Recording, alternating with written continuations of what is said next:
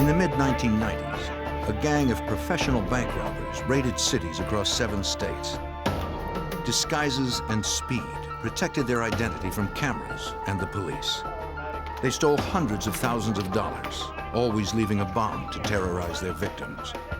With no leads and little evidence, the FBI had to find the bandits before someone got killed.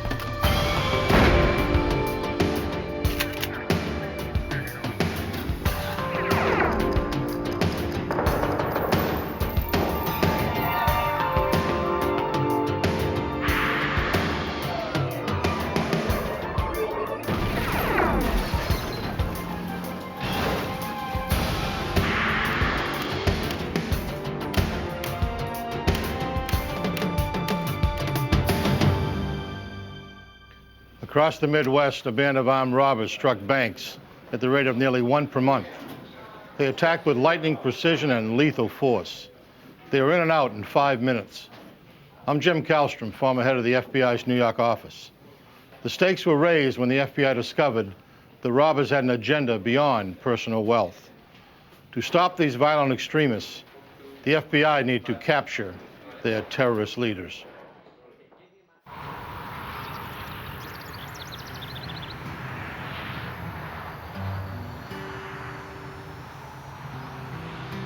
In 1994, the citizens of Ames, Iowa enjoyed the peaceful life provided by a small college town. Many newcomers had moved to Ames because of the area's low crime rate. On January 25th at 10:30 in the morning, 2 men entered a bank in town. All right, this is a robbery! Everybody down on the floor! Down, down, down on the ground! Down, get on the floor! They wore ski masks and held semi-automatic pistols. They ordered everyone to the floor. The teller managed to set off a silent alarm without being seen. The FBI office in nearby Des Moines was alerted to the robbery in progress. The agency had primary investigative jurisdiction in crimes involving federally insured money. Agents immediately responded, but they were 30 miles away from the bank.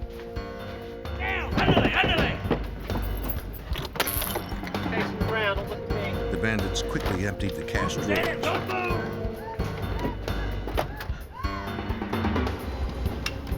Don't look at me, face the ground.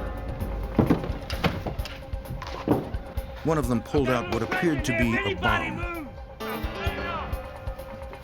He warned that no one should move for 5 minutes or it would explode.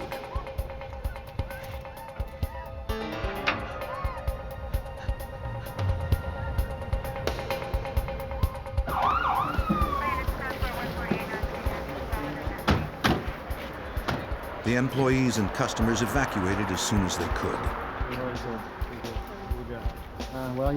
The local police cordoned off the bank as explosive experts worked inside. The bomb proved to be a diversion. 2 road flares bound with duct tape. The employees described how one of the gunmen leaped over the counter to grab the money. They grabbed thousands in cash and were in and out of the bank in less than 5 minutes.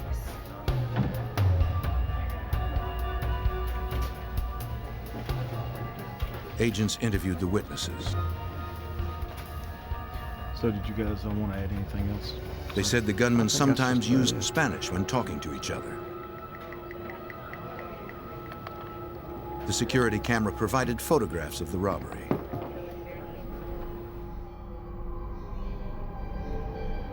Ski masks effectively hid the faces of the assailants. But investigators had images of their disguises and their weapons. 9mm semi-automatics. Because the perpetrators wore gloves, they did not leave any fingerprints. Detectives used electrostatic tape to recover a footprint from the counter. The precautions taken by the bandits had effectively obscured their identities. Special Agent Ken Moore of the Des Moines, Iowa FBI field office was immediately concerned that they were dealing with dangerous professionals. Now, most bank robbers try to enter banks as quietly as possible, go up to one teller counter. and proceed to rob the bank and then leave as quietly as they can. These individuals came in very violently, fast. Agent Moore wanted to apprehend the suspects as quickly as he could. But the FBI had nothing of value to lead to their identity.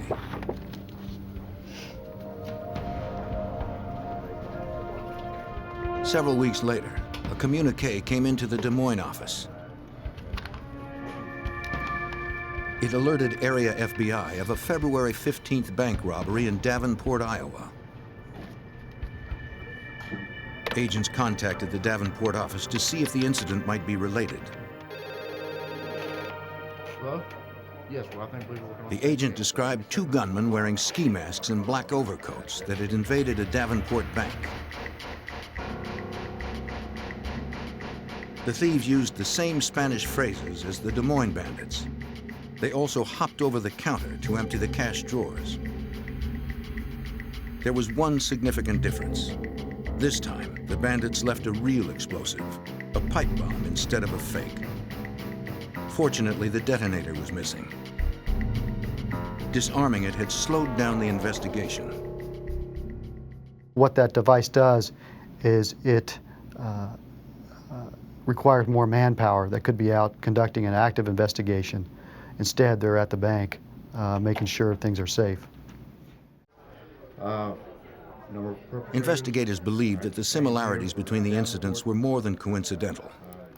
After the Davenport bank robbery, we realized that the same individuals were responsible for both bank robberies. This was our first connection to possible serial bank robbers. Okay. See you later. Have a good night. In the next 4 months, Cincinnati, Green Bay, and Kansas City suffered similar crimes. There appeared to be a pattern of their robberies. There appeared to be two regions where they were robbing banks, the Midwest region as well as the Ohio region. We were trying to logically connect those two regions and why banks were being robbed that way. The robberies occurred between 10 and 11 in the morning when banks were less populated. Each time, the bandits were out in less than 5 minutes, always leaving an inert bomb as they fled. The wide geographic spread of targets made their next moves impossible to predict. I'll get back with you. The FBI needed to find some evidence that would lead to the suspects. On June 8, 1994, the bandits hit a bank in Springdale, Ohio.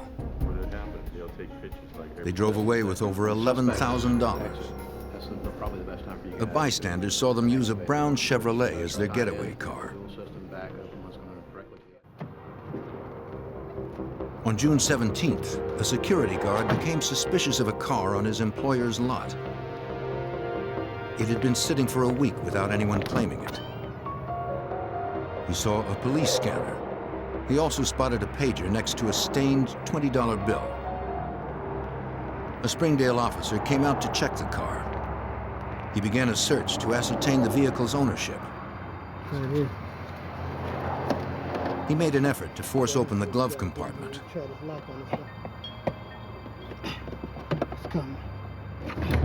A grenade tumbled out.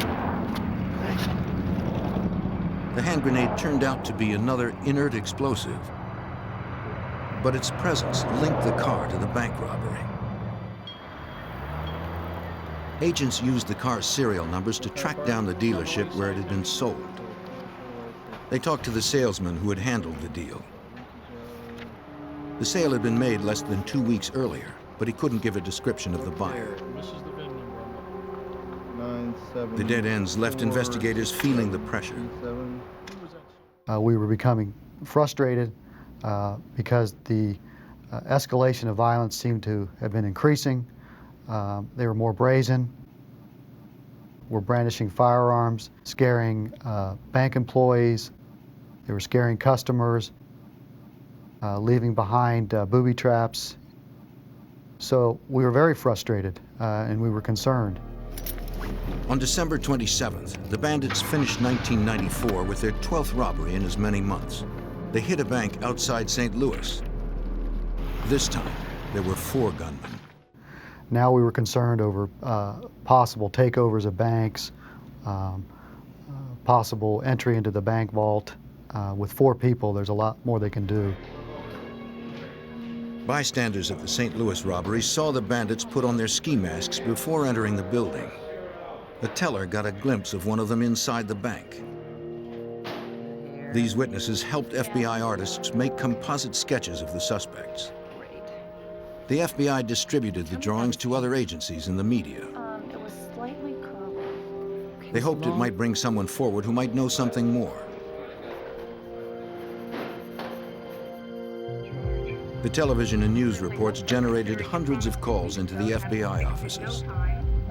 Agents followed up on all credible tips, but none provided any lead value. The assailants communicated with the media as well. They sent letters and cartoons to newspapers. The correspondents ridiculed federal agents and their attempts to catch them. In one letter, the gang dubbed themselves the Midwestern Bank Bandits.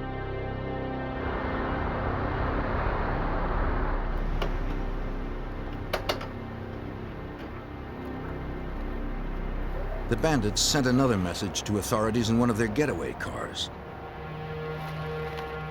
An investigator searched a vehicle used in a robbery near St. Louis. On the front seat, the gang had left a newspaper clipping about Timothy McVeigh, the Oklahoma City bomber. In less than 2 years, the bandits had hit at least 15 banks across the Midwest.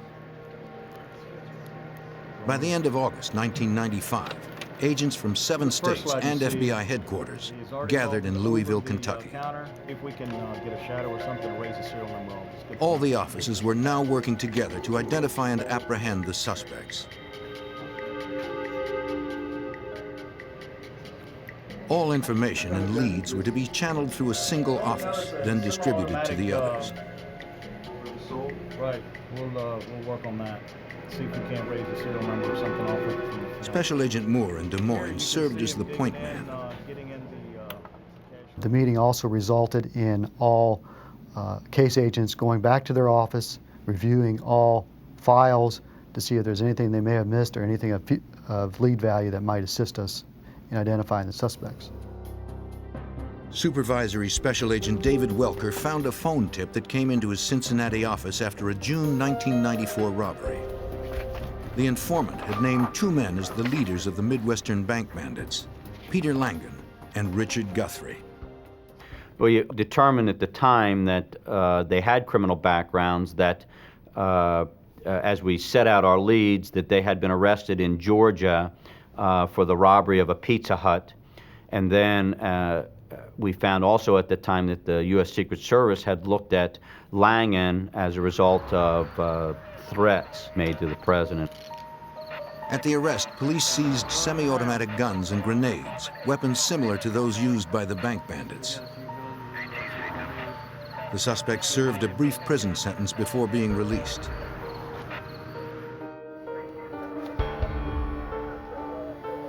Agent Welker was able to pull their mugshots. He compared the photographs with the artist's sketches made after the St. Louis robberies.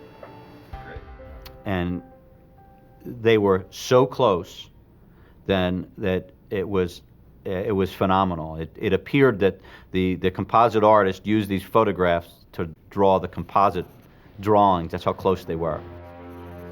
Agents now had names for the gunmen. In pursuing them, the FBI was about to uncover a far more deadly plot than bank robbery. In 1995, the FBI hunted the Midwestern Bank Bandits. The day before Thanksgiving, the 4 gunmen struck another bank in St. Louis, their 21st robbery. Their disguise included ATF hats, the same caps worn by federal agents from the Bureau of Alcohol, Tobacco, and Firearms.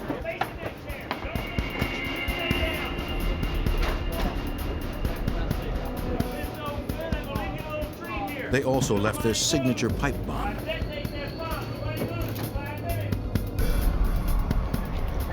None of these explosive devices had gone off. they had either been inert or lacking detonators. By now, agents knew how to defuse the bombs themselves. They weren't going to let the ruse slow the investigation down anymore. Supervisory Special Agent David Welker of the Cincinnati office had names for 2 of the bandits. But Peter Langen and Richard Guthrie were living underground, surfacing only when they struck another bank. Clearly, we've identified the right people. We're trying to develop as much information about these people and their contacts as possible. But the best part about it is we have leads to follow. In the intervening months, the informant who had provided the names had moved from Ohio. The first set of robberies to tear gas Canister. Special Agent Ed Woods of the Cincinnati FBI field office tracked the informant to Georgia, where he lived with his new wife and child. This fella had been an associate of Langen and Guthrie in the past, had removed himself from that lifestyle and was starting a new life for himself. And I think he was ready to put all that behind him. So when I interviewed him, he cooperated fully. I need to ask you a few questions. The informant had met Langen in 1991 at a white supremacist rally. The Bible says, thou shalt not covet thy neighbor's wife, and the black neighbor. They shared similar beliefs about race and government.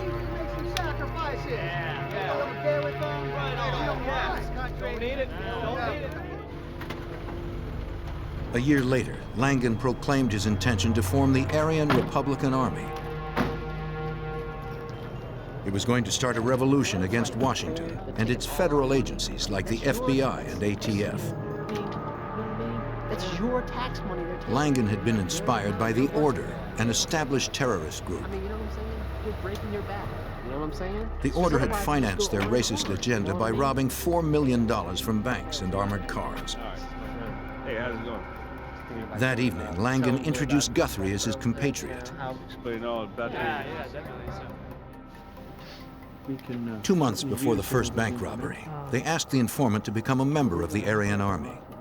Well, I've got some stuff here. I think that He declined to join the new we gang, can certainly use some of it. Yeah. Here. but he did agree to pitch in.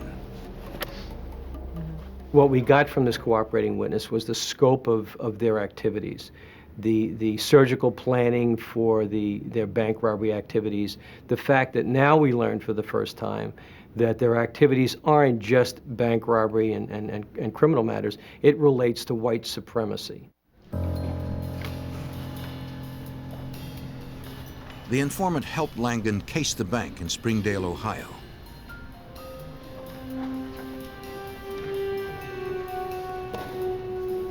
But before that June 1994 robbery, the informant had a change of heart and cut himself off from the bandits.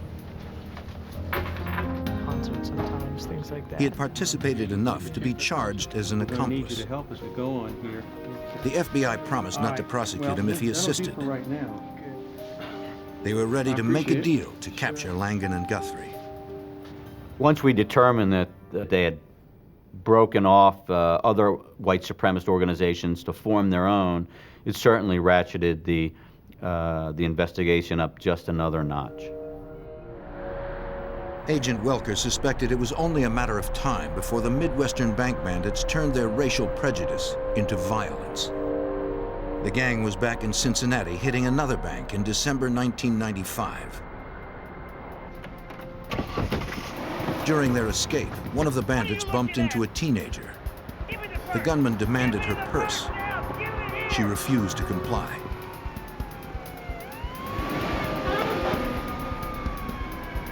Only the sound of approaching sirens prevented the young woman from being seriously hurt. Betting that the bandits were still in the area, Agent Welker brought the informant to Cincinnati.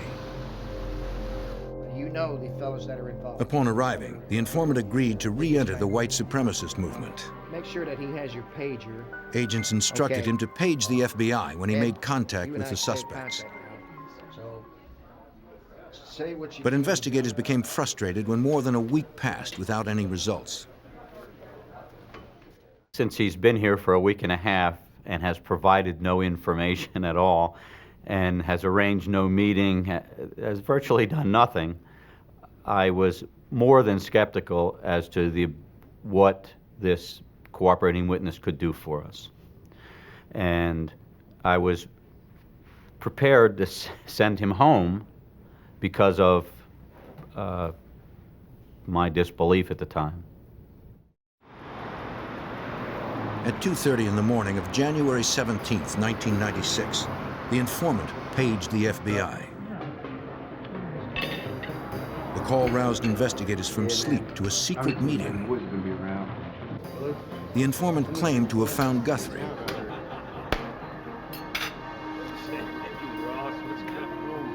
He was finishing dinner with a friend when Guthrie unexpectedly showed up. The informant invented a reason for being in Cincinnati and engaged the suspect in small talk. Got a minute, I can talk to you outside. Sure, come on. Hey, you got a minute? Guthrie invited him out to his van to continue the conversation in private. Where are you chilling?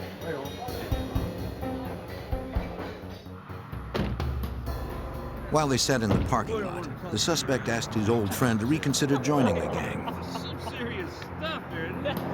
You talking about a little bit. Guthrie showed off an assault rifle and a bag of armor-piercing bullets. Yeah. The informant provided a partial license plate number and description of Guthrie's van.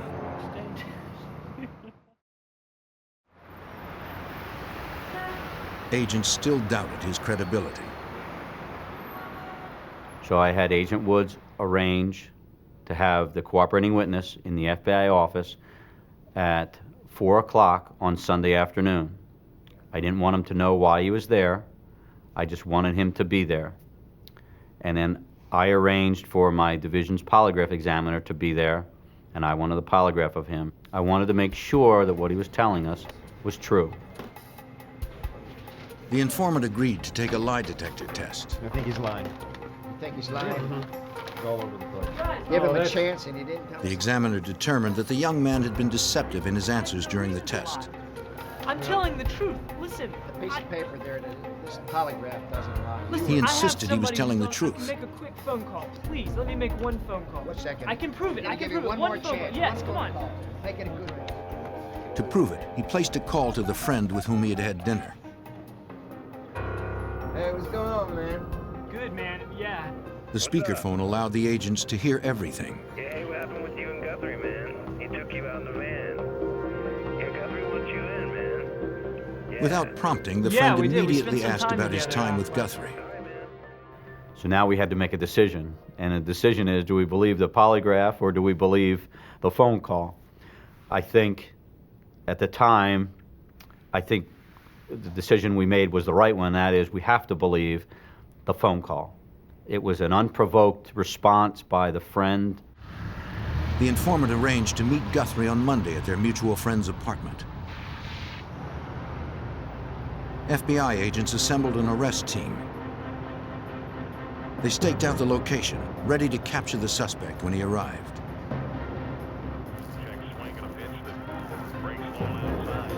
The informant waited inside the apartment. The friend did not know why the meeting had been arranged. Guthrie had promised to come sometime between 4 and 5 p.m. 5 o'clock came and went without the white supremacist arriving. The informant knew that more than his credibility was at stake. So was his cooperation agreement. If the FBI believed he had deceived them, they would turn him over to prosecutors for bank robbery. At 5:20, there was still no sign of Guthrie. It looked like the suspect would not show up. Outside, the arrest team grew impatient.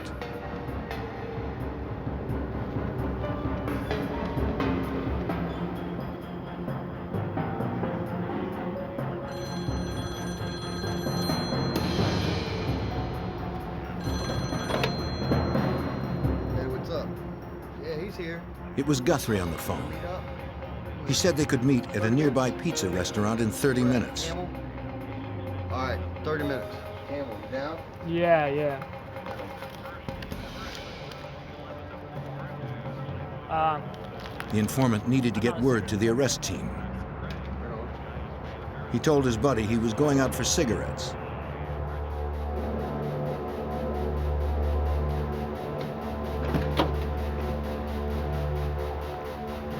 Hey, I'm sorry about the delay. Everything's taken care of, though. The informant told the agents about the call. Yeah. The meeting's been changed just a little bit. We're meeting just a little bit up the road. Everything's still fine, though, okay?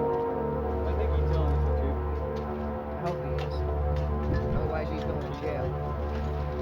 Okay, guys. They alerted the SWAT team to the new location. Several cars set out for the pizza parlor. The agents could not help but wonder if this was the location or just another diversion.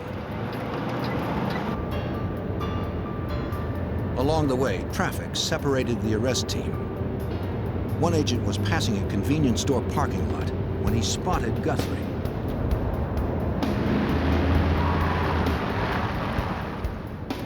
He turned around and radioed to the others that the suspect had been sighted. Guthrie got into his van and started driving.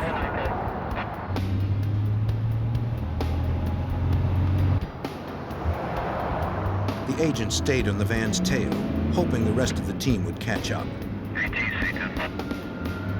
He was alone, following a suspect considered highly dangerous. But he was determined not to let Richard Guthrie get away. In January 1996, the FBI pursued Richard Guthrie. The suspect was wanted for 22 bank robberies. An agent separated from the arrest team had spotted the suspect at a Cincinnati parking lot and began tailing his van. He reported by radio his progress to the others. You got him in a cul-de-sac. Where are you? Guthrie noticed that he was being followed.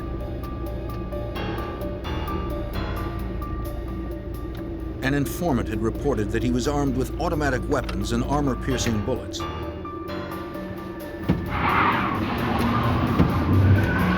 The suspect tried to lose his tail.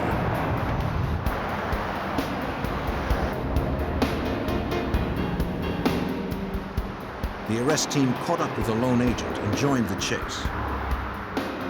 Guthrie couldn't shake them. Get him in this cul-de-sac. He unwittingly turned into a cul-de-sac.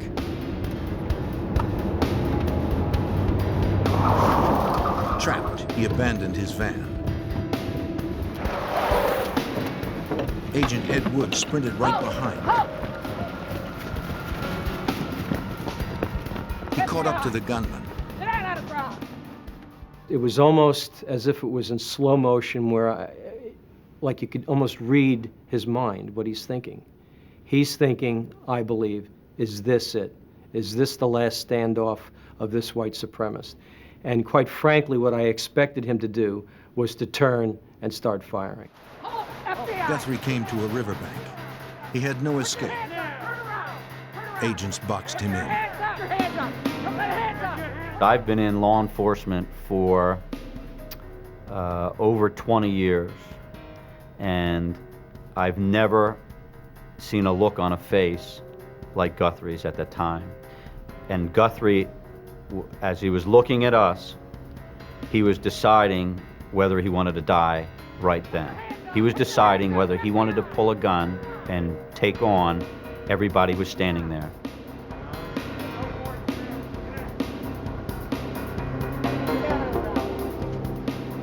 The suspect chose to live. He submitted to arrest.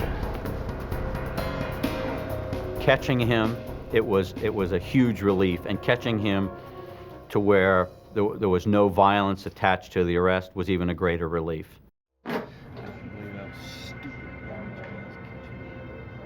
Once in custody, Guthrie began talking. Banks around the Midwest. He told investigators how he stayed in touch with the other primary suspect, Peter Langan. What were their names? What are these numbers right here? The friends used coded voicemails to contact one another. He handed over his pager and PIN number. Now, how about this one right here? He claimed his next meeting with Langan was to be in Indianapolis. John, did you get that? Guthrie's lawyer made an agreement with the FBI. Scott, For later consideration in sentencing, they could take the suspect with them to use as bait. Under the arrangement, the accompanying agents weren't allowed to question Guthrie about his crimes. Agent Welker sought another way to ply information from the bandits' leader. I assigned 2 agents to guard him. One agent is a former Harrier pilot in the Marine Corps, and the other is our principal firearms instructor. And of course, over a 2-day period, there was a lot of discussion going on. I was well aware that Guthrie had an interest in flying, and he had a keen interest in weapons.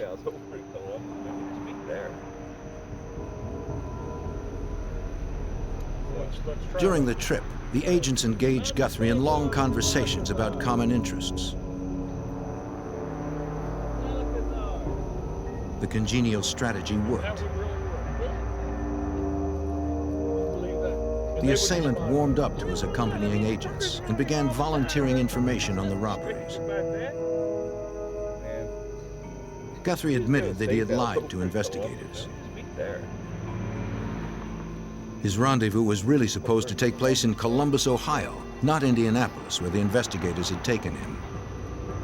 2709 control. He gave them the address of a safe house. He told them Langan was heavily armed. He would not come out without a fight. An FBI arrest team assembled the next morning in Columbus. Langan's van was parked next to the duplex Guthrie had described. The plan was to wait until the suspect exited his home and got into his van. Then as he pulled out, FBI cars would box him in. This would contain him and prevent a vehicular pursuit. All escape avenues were blocked off.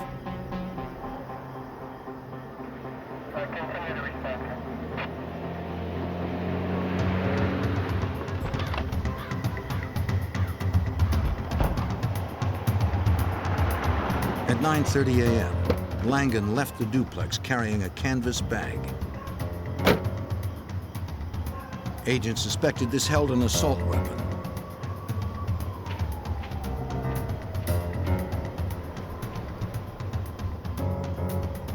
He got into his van, but failed to start the engine.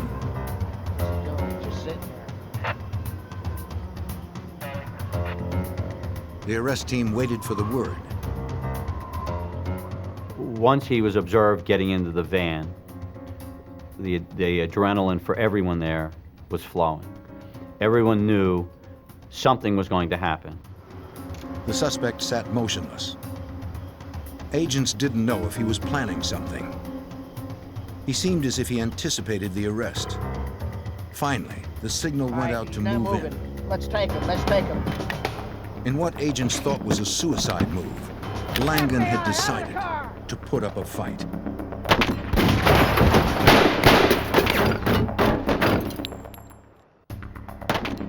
On January 18th, 1996, the suspected leader of 22 bank robberies decided to shoot it out with an FBI SWAT team. Supervisory Special Agent David Welker of the Cincinnati office led the arrest team. Someone who's going to pull a gun on 20 or more FBI agents is one nasty dude. He's one nasty criminal.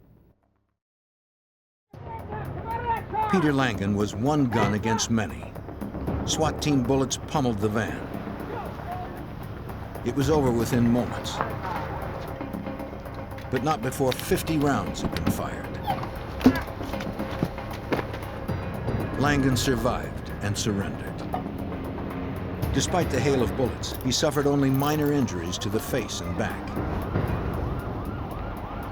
After 2 years of pursuit, the leaders of the Midwestern bank bandits were now in custody.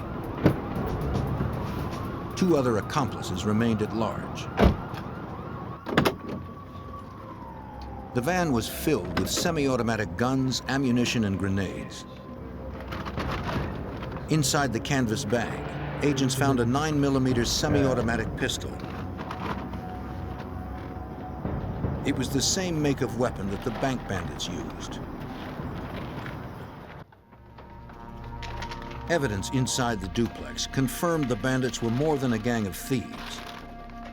The house contained an armory big enough to equip a small cadre of terrorists. Agents found ski masks, FBI hats, police uniforms, and false IDs from nearly every state of the Union. Books and literature detailed the gang's creed of militant hate. I'm Commander Pedro. Investigators discovered a tape among the propaganda.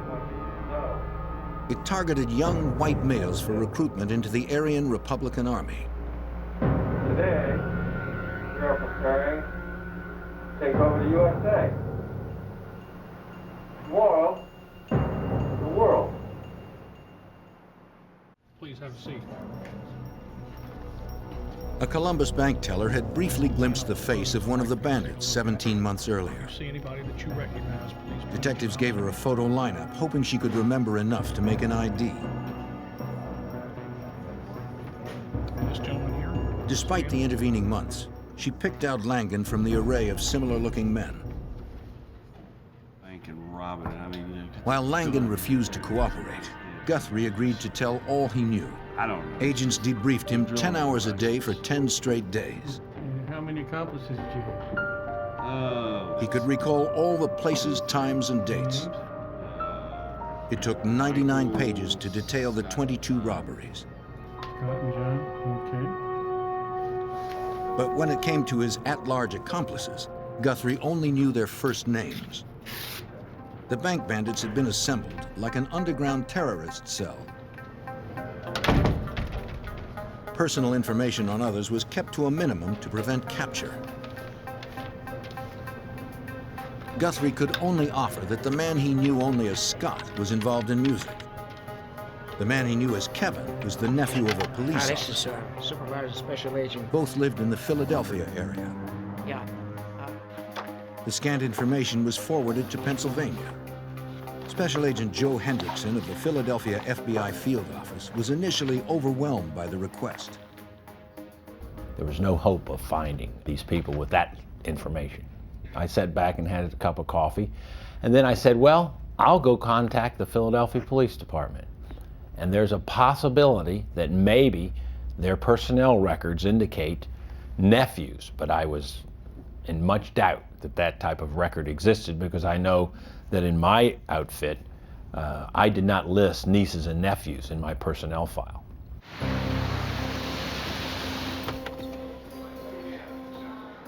Philadelphia had 7,000 police officers, any one of which could be Kevin's uncle. The search began at the intelligence division of the police department. An officer knew immediately who the FBI was looking for. The division had been keeping tabs on white supremacists in the area. Intelligence officers had kept them under surveillance for over a year. Officers often spotted them meeting on a farm belonging to Mark Thomas. Over the years, the Philadelphia Police Department had been taking down tags at various rallies and so forth. And at some point in time, they took down a tag, ran the tag, and it came out to Kevin McCarthy. And then they said, you know, we've got a lieutenant here that has that name. They contacted him, and lo and behold, they found out that Kevin McCarthy was attending Aryan Nation rallies.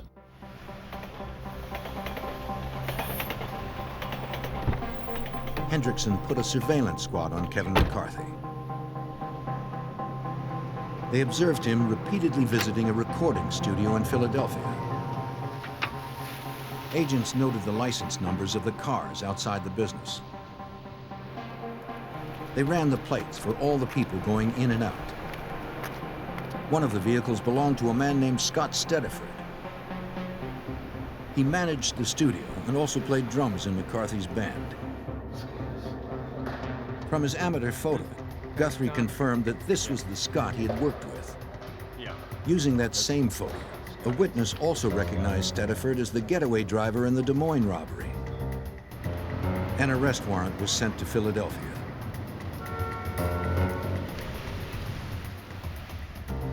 the studio presented too many risks for officers to invade en force. Agents could not be sure who was inside and what weapons might be hidden. They didn't want another shootout. We're writing it for my mom, actually, and these are the lyrics I came up with. And Two undercover agents posed as father and daughter. The female agent asked Stediford about the cost of studio time. She claimed she wanted to record a song for her mother. Can you grab your guitar? As Stediford considered a quote, the undercover agents confirmed that he was alone and unarmed. Okay, turn around. Up. You're under arrest. Turn around. Hands behind The agents drew on him. They placed him under arrest. Nothing to do with that. The FBI did not have an arrest warrant for Kevin McCarthy. They feared that he would run once he heard about Stediford's capture. What we ended up doing was we brought his uncle, the Philadelphia police officer, with us. We felt that with his blood relative, the law enforcement presence, and the total set of circumstances, that we hoped that he would somehow be convinced that the thing to do would be to cooperate. The uncle entered the basement bedroom.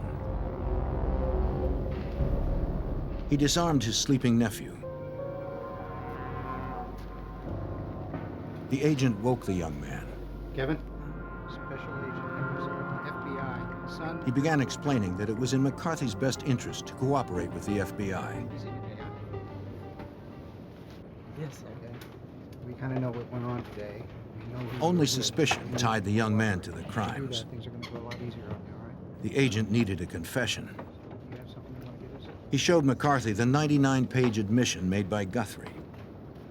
And when he saw this report describing every bank robbery, what they did, where they went, he realized that we had all the information. He just didn't realize that we had no evidence.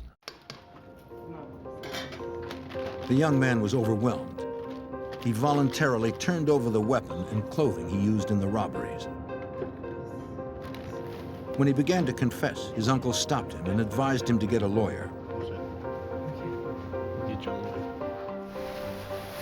With all the suspects now in custody, agents considered their investigation wrapped up. On July 3rd, 1996, Richard Guthrie pleaded guilty to 19 bank robberies. He agreed to testify against his accomplices. With his cooperation, prosecutors considered their case airtight.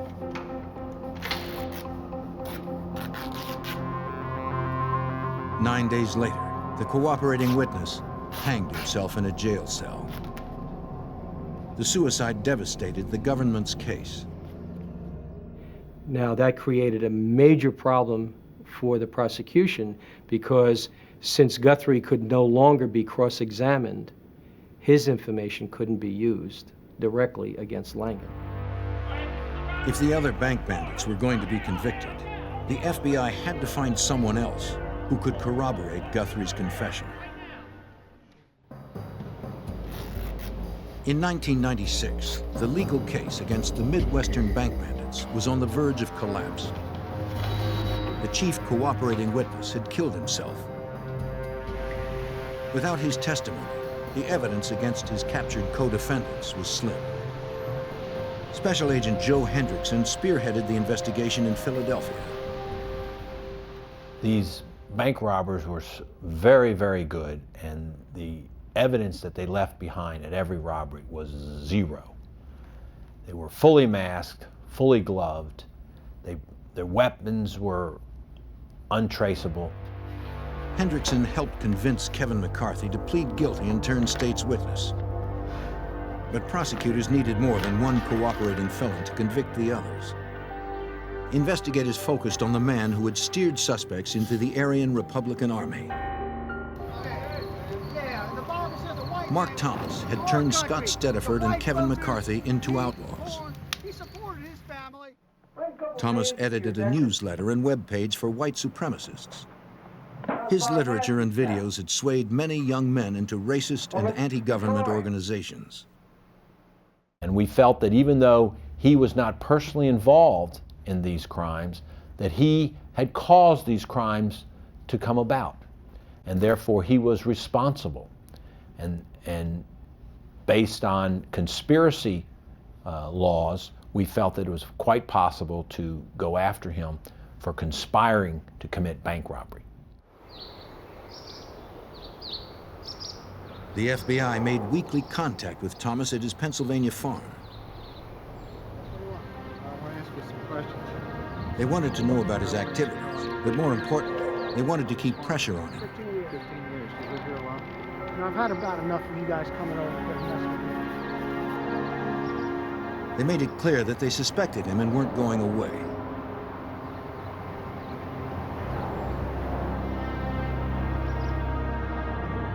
Cool. Kevin McCarthy told investigators that he and Scott Stediford had stayed at Thomas's home. This stuff is going to change your life. Yeah. He acted like a father figure to them and warned them of the coming race war. He brought the young men to live in Elohim City, a white separatist compound in Oklahoma. During the summer of 1994, Thomas invited them to join the Aryan Republican Army. In mid-October, Scott Stediford agreed. He participated in his first bank robbery 2 weeks later.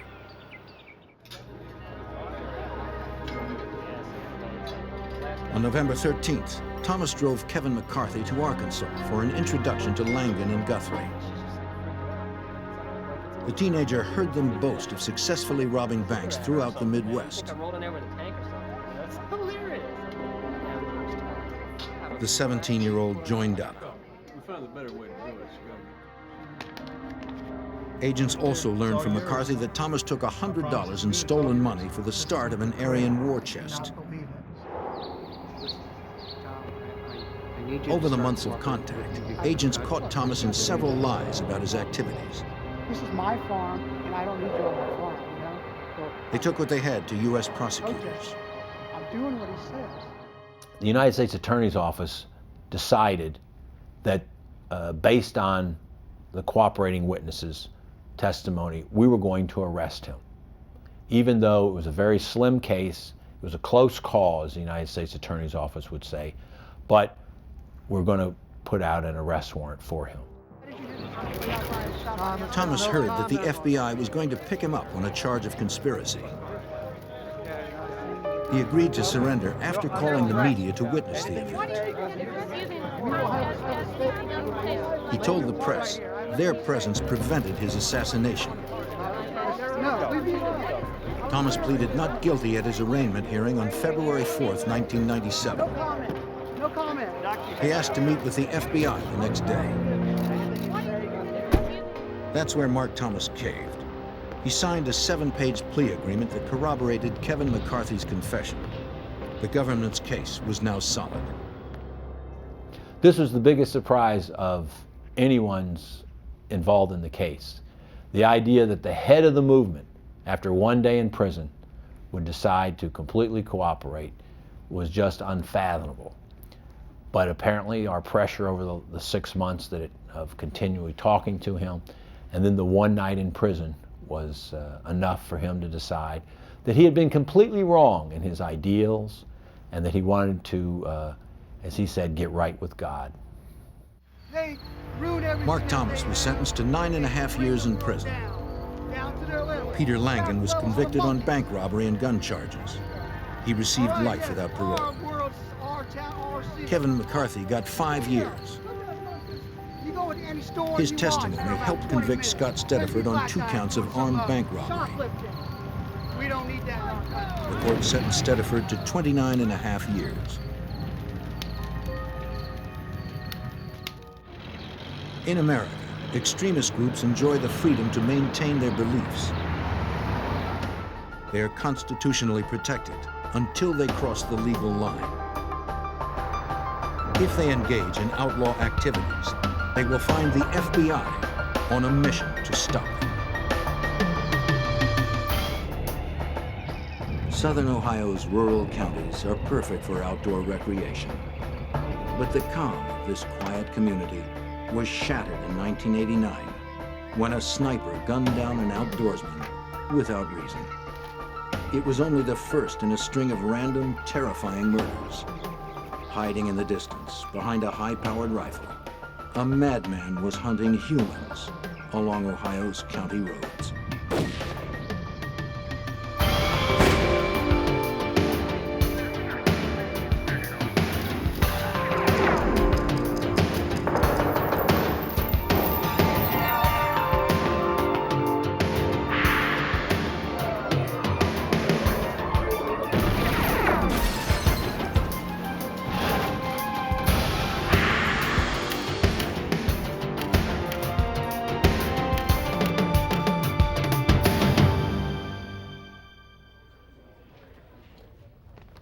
Starting in the spring of 1989, a madman prowled the woods and fields of rural Ohio.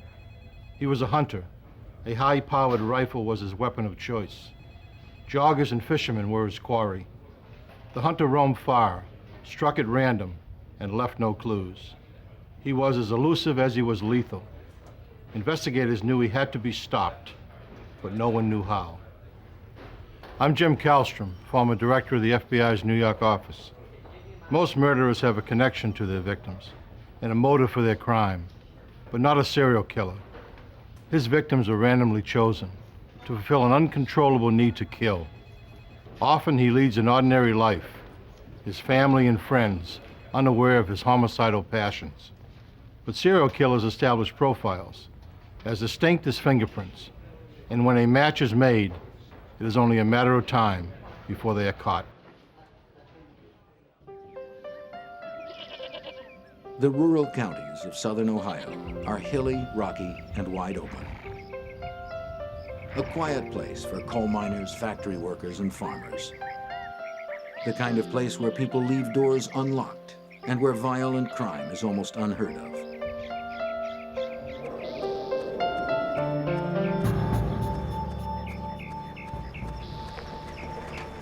On April 1st, 1989, 35-year-old Donald Welling did what he frequently did on Saturdays. He went jogging along the back roads of Tuscarawas County. His quiet morning run ended with a single shot. The rifle bullet ripped through Welling's heart, killing him instantly.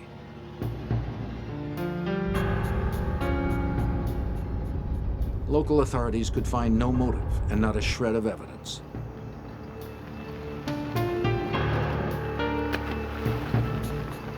The rifle was never found.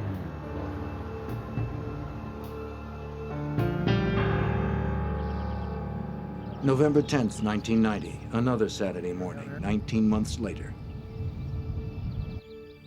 21-year-old Jamie Paxton of Bannock, Ohio, rose early to go bow hunting. Leaving his crossbow in the car, he took a walk through the tall grass off State Route 9. Paxton was alone and unarmed. He didn't notice the red pickup truck that stopped a short distance away.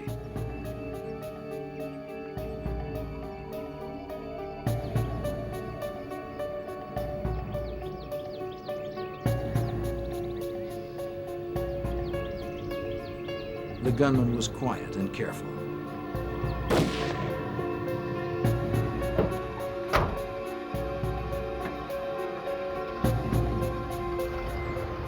Jamie Paxton was shot 3 times by a high-powered rifle.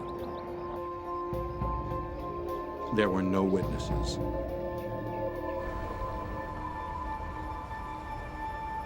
The killing horrified a quiet community that considered murder to be a problem for big cities. Hunting accidents are not uncommon in southern Ohio, but Belmont County Sheriff Tom McCourt knew right away that this wasn't a hunting accident. When we saw more than one wound, we knew that it could not be an accident. That an accidental death hunting accident is called a one-shot. Plus, we saw it was a bullet wound instead of something from an arrow, and gun season was not in yet. Sheriff Tom McCourt's jurisdiction is large geographically, but the community is closely knit. There, people work hard, and everyone seems to know everyone. McCourt even knew Jamie Paxton. What he didn't know was who killed him. The gunman had left no clues. We checked the area for spent, empty cartridge cases, for tire tracks, for anything in that area of where we thought the shot came from. We also checked the area around the body looking for the spent projectiles that had passed through the body. We even took metal detectors in looking for the projectiles. At that time, we were unable to find anything. You're gonna run over there by the marina and see. After interviewing Jamie Paxton's friends, family, and acquaintances, they were unable to find anyone with a motive to kill him. Everyone in the area knew Jamie Paxton. No one that we knew of or was able, even to this day, have ever found anyone who disliked a young man. Sheriff McCourt had an apparently random killing of a popular young man with no history of trouble. They interviewed Fred and everything. A seemingly unsolvable murder with no physical evidence and no witnesses. Not even a plausible theory about what happened. I think that's about it. After her son's death, Jean Paxton's grief impelled her to action. She began composing letters to a local paper, the Martins Ferry Times Leader, designed to draw out the killer. There was just every time I would sit down to write a letter, I would say a prayer. And I would say, please God, just give me the words to get to the person that killed my son. The letters were at once stern and passionate. To the murderer of my son Jamie, she wrote, would it be easier for you if I wrote words of hate? I can't because I don't feel hate. I feel deep sorrow at losing my son. You took a light from my life last November and left me with many days of darkness. Have you thought of your own death? It'll happen. Unless you confess your sin and ask for God's forgiveness, you will face the fire and fury of hell at your own death. If the killer were reading Jean Paxton's letters, he seemed unaffected by them. On November 28, 1990, just 18 days after Paxton's murder, 30-year-old Kevin Loring was on a hunting trip in Muskingum County, Ohio, some 40 miles from where Jamie Paxton was killed. While his friends finished eating lunch, Kevin decided to get a head start.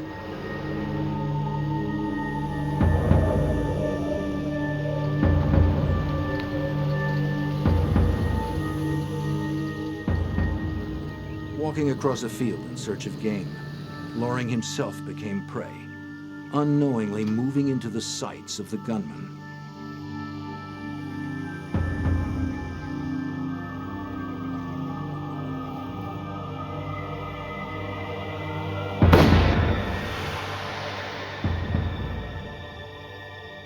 Loring was killed by a single gunshot wound to the head.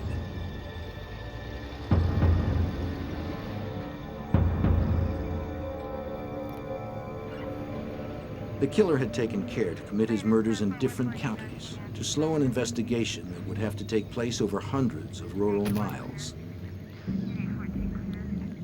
The result? Investigators in Muskingum County were unaware of the other sniper victims in nearby counties.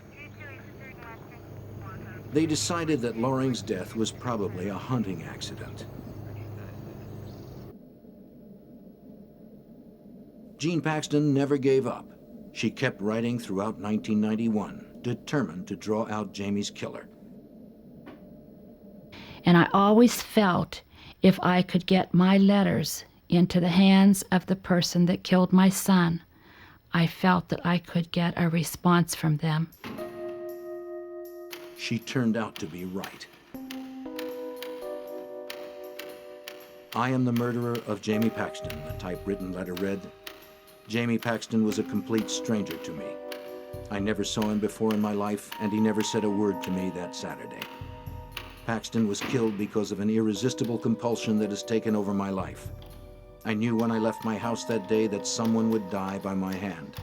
I just didn't know who or where.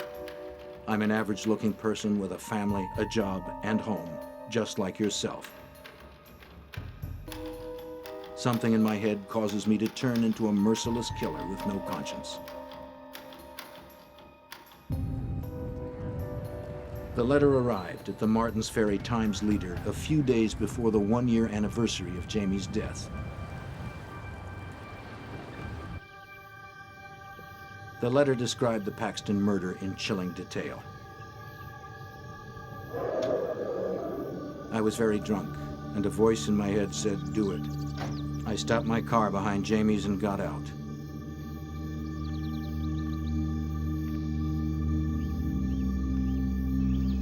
Jamie started walking very slowly down the hill toward the road.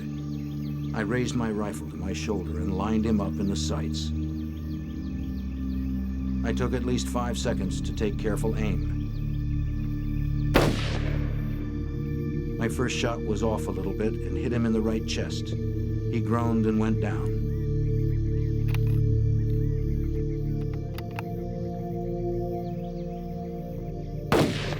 I wanted to make sure he was finished, so I fired a second shot aimed halfway between his hip and shoulder while he was prone on the ground. I jerked the shot and hit him in the knee.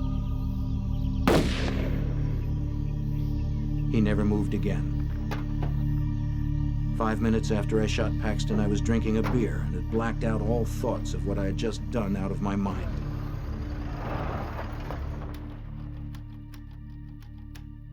I thought no more of shooting Paxton than shooting a bottle at the dump.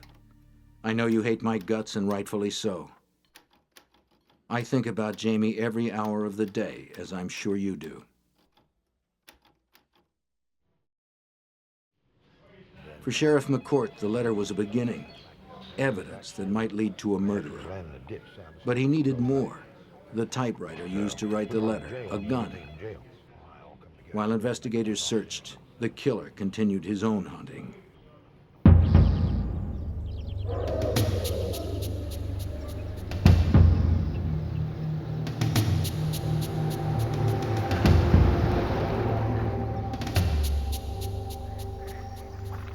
Saturday, March 14th, 1992. Claude Hawkins got off his midnight shift at the Pittsburgh Plate and Glass Company about sunup. It was a good time to fish, and Hawkins went straight to a favorite spot on the river below Wills Creek Dam.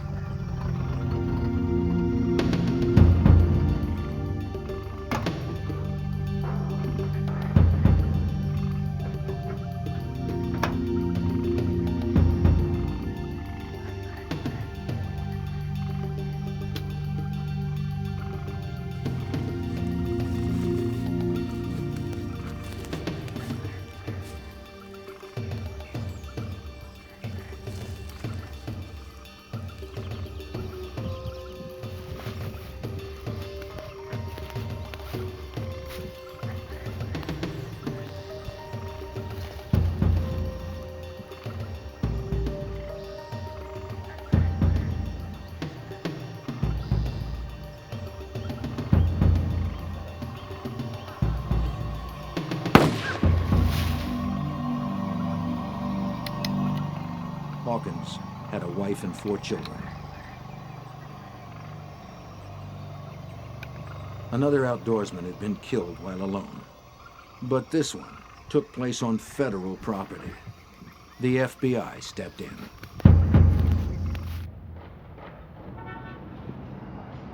The FBI joined the hunt for the roadside sniper who just killed his latest victim on federal property. Investigators from the 3 counties involved, along with the FBI and the Ohio Division of Wildlife, formed a task force. It didn't take long to realize how few clues they had. In each case, the killer had no contact with the victim, no rifling of pockets, no robbery. Shell casings had been carefully removed, and the victims' cars were untouched. Special Agent Harry Trombitis was stationed at the FBI's Columbus, Ohio field office. What we did know is that Mr. Hawkins died from a gunshot, and usually you would find some type of a shell casing in the area. And I remember looking very hard, metal detectors and hands and knees for any shell casings in that, and none were ever found. And so that was something that, you know, if in fact we had somebody who was evidence conscious enough to pick up the shell casing after they shot and killed somebody, we were dealing with a different brand of person here.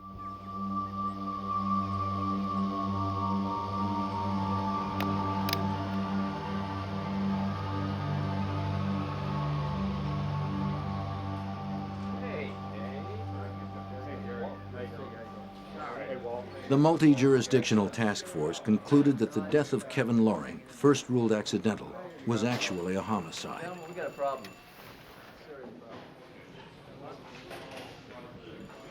Okay, what I got is, Reviewing the 4 murders, the investigative team saw plenty in common. Outdoorsmen, hunters, fishermen, or joggers, alone in a rural setting, all shot with a high-powered rifle. All but one of the murders occurred on a weekend, and the killer was careful enough to leave no evidence. He didn't have any interest in his victims. It was more clear than ever that a single individual was responsible. The task force was on the trail of a serial killer. As they began to mobilize, the killer struck again. I know we can capture this person. I know we can.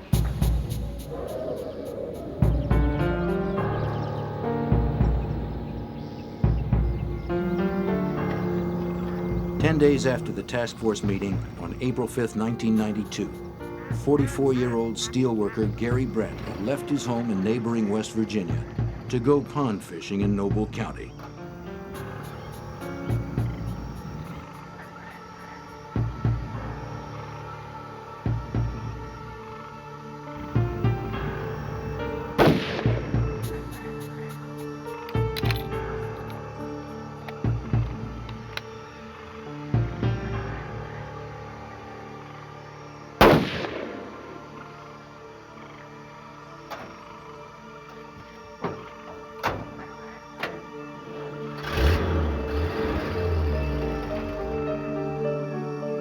Bradley's wife and 3 children would never see him alive again.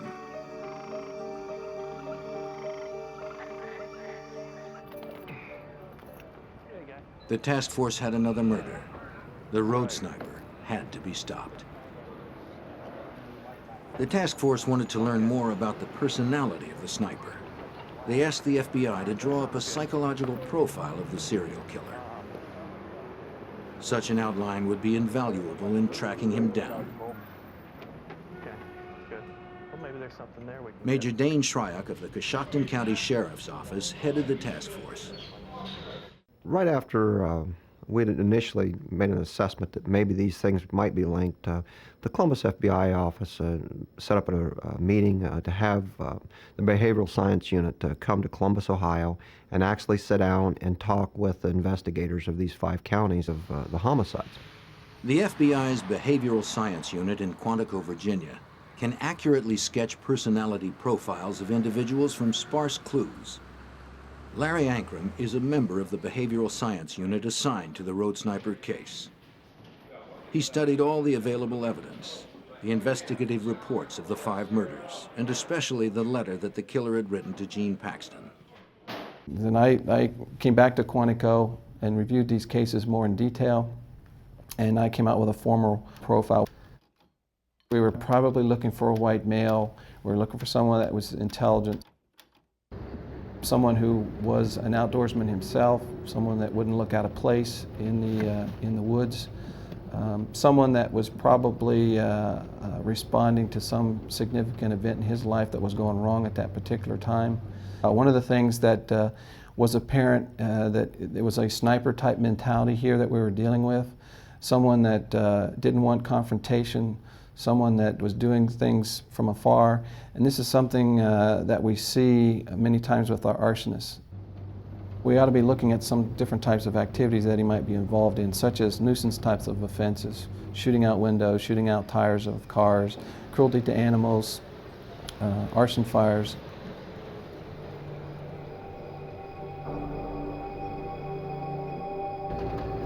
Ankrum believed that the violence was triggered by stress and fueled by alcohol.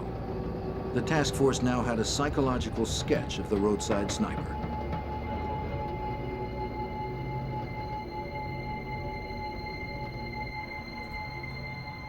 And they had his letter. FBI forensic scientists studied the letter intensely. They found distinguishing features in the typeface.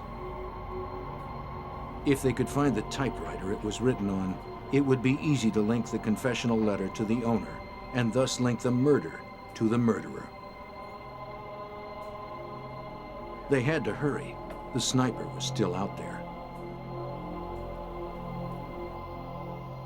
On July 21st, 1992, two hunters in a state park in Muskegon County came face to face with the killer.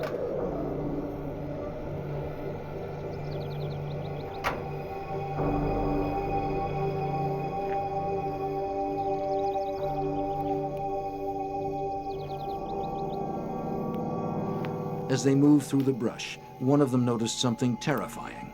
A nearby figure with a gun pointed right at them. They called out to him, and the man scurried away to a red pickup truck. It happened too quickly for the hunters to get a good look at the man or the vehicle's tag numbers. Bewildered, they called local police, who alerted the task force. Throughout 1992, desperate to catch a man still ready to kill, the task force investigated and cleared more than 100 suspects. By August 1992, after 3 years, the investigation had hit a dead end. The task force was badly in need of information and decided to go public. It is in the opinion of this multi-agency task force that these They held a press conference and issued a press release detailing the FBI profile of the man they wanted and asking anyone with information to come forward. The FBI made a press release, and it was done at one time to mass, and it got everybody. 6 o'clock news, I mean, everybody was showing this case. And the phone started ringing instantly. Wilson. One of those calls, received at task force headquarters on August 26, 1992, sparked a lead. The man on the phone was named Richard Fry. He said he thought the task force should know about a high school friend of his named Thomas Dillon. Dillon.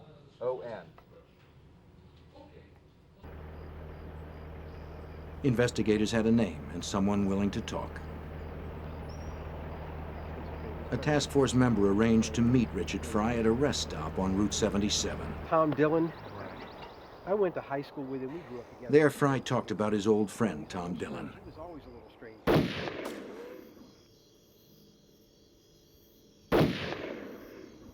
They used to drive around rural Ohio, shooting at road signs and small animals. But Fry eventually found Dillon too eccentric and violent for his taste. Obsessed with serial killers like Ted Bundy, Dillon had taken to killing family pets and cattle and setting random fires. Fry got married and for most of the 1980s forgot about his strange friend. But in 1989, Fry ran into Thomas Dillon at a gun show in Cleveland. Tom? Thomas. Dillon invited him to ride along with him again, just like in the old days. Old friendships die hard, and Richard Fry again found himself driving the back roads of rural Ohio, drinking beer and shooting road signs. But Dillon had deteriorated, Fry discovered. Dillon asked whether Fry thought Dillon had ever killed anyone. We've known each other for a long time. 20-some years, I guess. Yeah. Do you think I could ever kill anybody? Tom, you know, like you said, we go way back. I mean... He discussed how to get away with random killings, including the tactic of killing in different counties to thwart investigators. Kill them in separate counties, you know. They never connected. And being at random, they'd have no clues whatsoever. not average, your average guy. By Fry any said means, that when he read the press release, he immediately thought of Tom Dillon. Tell me what kind of vehicle he drives. He gave a description of Dillon, including the vehicle he drove, a red pickup truck, just like the one spotted by the hunters. Yes, as a matter of fact, it is. Lieutenant Walt Wilson of the Tuscarawas County Sheriff's Office was a task force member. His job was to follow up on leads and tips, which were coming much more frequently as press coverage of the case increased. He decided Tom Dillon fit the FBI profile and needed to be investigated.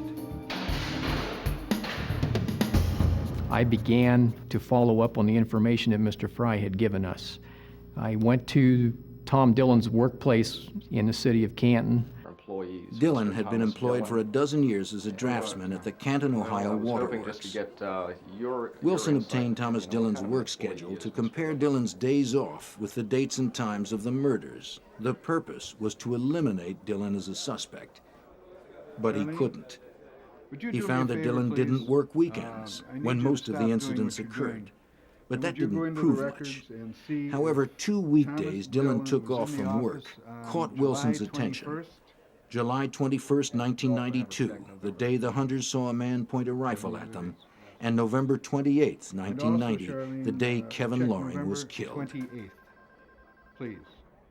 Dillon could be the one.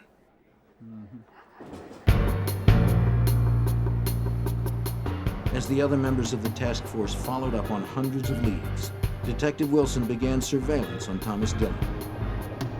Maybe Dillon would return to a crime scene or lead investigators to more clues.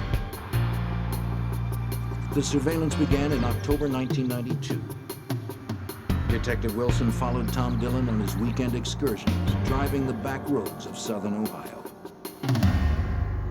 Typically, a day would start around 7 in the morning on Tom's days off, the weekends usually, and he would leave his home, and sometimes he would stop at a convenience store and buy some beer, and then he would go south of his home into other counties, just driving all the back remote roadways.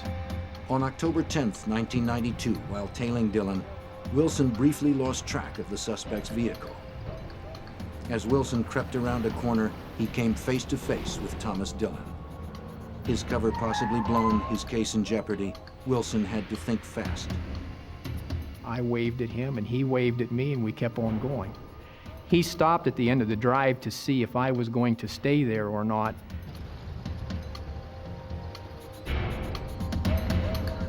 Wilson couldn't risk being identified.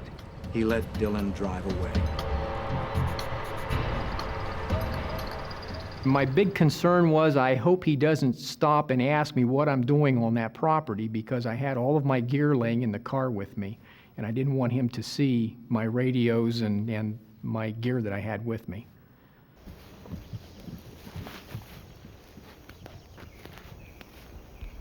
A few days later, Larry Oler of Barnhill, Ohio, was hunting about 150 yards off a road in Tuscarawas County. He heard a car stop. Through the trees, he saw a stocky white male. The man lifted a rifle.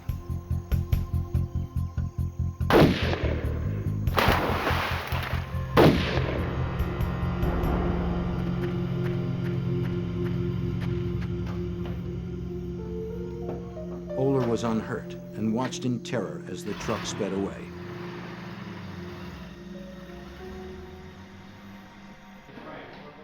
Although Oler's description of his assailant resembled Dillon, he was unable to make a positive identification. The task force realized that Thomas Dillon was their most likely suspect. Surveillance of him would have to be beefed up. Throughout October and November of 1992, the FBI coordinated a massive air and ground surveillance. Dillon was observed shooting road signs and busting car windows with rocks. Exactly the sort of petty vandalism outlined in the FBI profile. But if they arrested Dillon for vandalism, they might never gather enough evidence to arrest him for the murders. It is difficult to tail someone on an empty rural road in broad daylight. The stakes were high. If Dillon tried another shooting and the FBI weren't in the right spot, they could have another murder. If they crowded Dillon too much, they might be found out, and Dillon would slip into hiding. The ground surveillance had to be well off of Dillon. Agent Trumbitis and Captain Shryock relied on the air surveillance as their eyes and ears. They would move in if something happened. One day, the surveillance team faced its worst fear. Trumbitis and Shryock were far behind Dillon when the air surveillance called out an alert. Up ahead of Dillon, on the road, was the classic profile of a road sniper victim. A jogger, female this time, alone, in a rural setting. If Thomas Dillon were indeed the gunman, this jogger may be irresistible bait. Trumbitis and Shryock got nervous. Hoping for the best, they sped forward. Dillon continued too, right toward the jogger.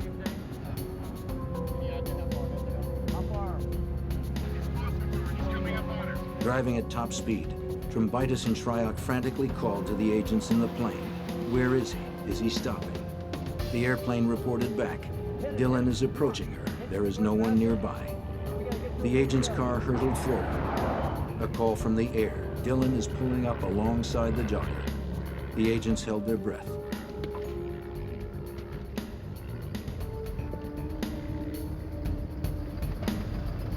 He passed her without incident.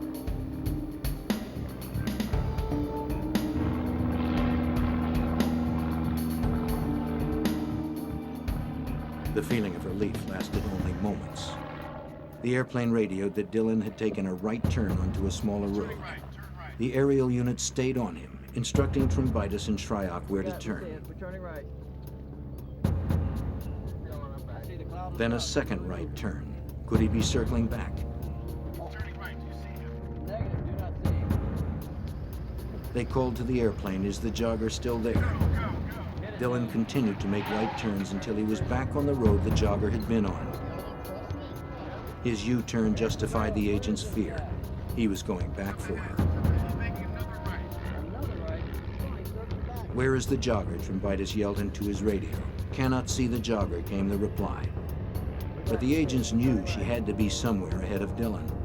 If he came upon her again, they were sure he would kill her.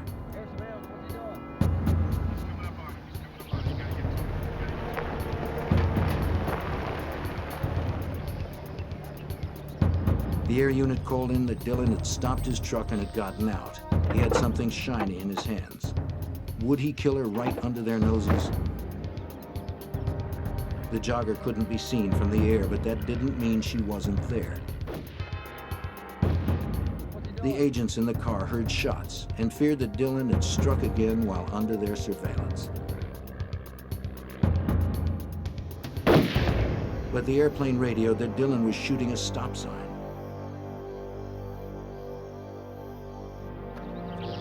The jogger had turned off the road. She was safe, unaware of her close encounter with Thomas Dillon. I think so. The cat and mouse game with Thomas Dillon began to wear on the task force members. I figure if we have 5 down here. A lot of pressure. I mean, you're wondering whether this guy today is going to go out and kill somebody and you aren't going to be able to stop it. And you know that he's probably the one that is responsible for killing other people. You're working 14, 16 hours a day. You're living out of a car. You're drinking coffee like policemen, you know, and you aren't eating right. And the stress is tremendous. But the net continued to tighten around the suspect.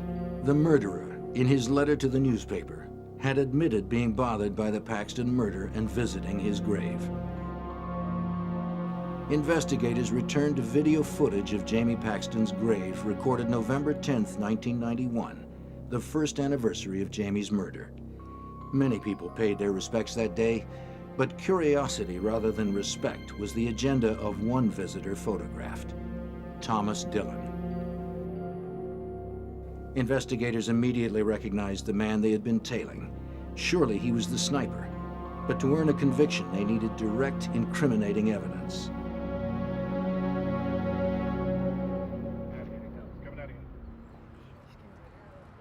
After the second anniversary of Jamie Paxton's death in 1992, surveillance observed Dillon entering the Times Leader building. He bought a copy of the previous day's paper, full of the details of the Paxton Memorial Service. The FBI had good circumstantial evidence on Thomas Dillon, but they still lacked physical evidence, a bullet, a gun, or a typewriter to link him with just one of the victims.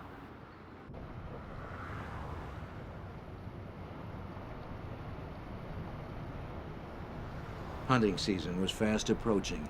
Dillon was still out roaming the rural roads, drunk, armed, deadly. The communities of southern Ohio had been terrorized for 3 years. The people feared going outside, but tried to live normal lives. Dillon had to be taken off the streets. The task force knew Dillon had been in trouble in the past for illegally owning a silencer and was forbidden to possess firearms, a stipulation he clearly violated during his vandalism sprees. The task force had little choice. Before he could kill again, they would arrest Thomas Dillon. But the plan wasn't just to arrest him on a weapons violation, but to convince him he was caught red-handed and get him to confess to murder. Lacking ballistic evidence and holding only a relatively minor weapons charge on Dillon, the FBI badly needed to elicit a confession. Trumbitis had a plan. Since we knew what his routine was through the surveillances and that, where he left his residence and he would go to this Dairy Mart every day before he left and went on his 300-400 mile drives, we would try to make the approach at the Dairy Mart. And what we had was an office building right across from the Dairy Mart where we occupied. We took over the basement of that building. Detective Wilson and I did was we went down into the basement where we were going to conduct the interview, and we put up along the walls of the whole room maps of the areas that he drove in, crime scene photographs, newspaper articles. We wanted to make that setting just irresistible to him. Then we're just going to, piece by piece, start laying this out in front of him and see what kind of reaction we get from him. It would be overwhelming, and you know, it would put him in the best frame of mind for us to be able to sit down and interview him and get a confession. Mr. Dillon. On November 27, 1992, the plan went into effect. Their entire case so far rested on getting a confession. The idea was for when he came out of the Dairy Mart, we were going to approach him, identify ourselves, and basically request that he follow us voluntarily over to this room where we wanted to share some information with him and show him some things that we knew that would interest him. If Dillon refused, Trumbitis would raise his right hand to signal ATF agents who are responsible for making arrests in weapons cases to cuff Dillon. And I can just remember his reaction. I mean, his jaw just for about 5 seconds, and then he composed himself and he said, "I want to talk to my attorney first." That was the cue. Trumbitis gave the signal and the ATF agents stepped in and arrested Thomas Dillon.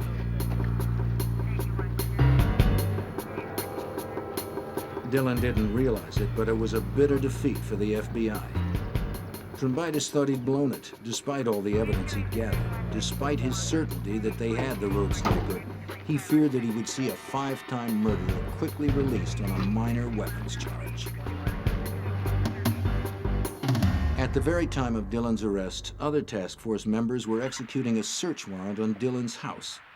Finally, the FBI felt they would come away with the physical evidence desperately needed to link him, once and for all, to the murders. But they didn't. To their surprise, the search turned up nothing more incriminating than some area maps marked with arson and vandalism sites. Dillon was refusing to talk. They were holding him, but there was nothing they could do with him. It was pretty much over when he said he wanted to talk to his attorney. So we went back to the restaurant and we were going to have a cup of coffee, and all of a sudden we got the word that he wanted to talk to us. And so Walt and I jumped into our car and we made a beeline to Stark County Jail. Trumbitis and Wilson confronted Dillon with one piece of evidence after another. Photographs, videotapes, newspaper clippings showing his link to the murders.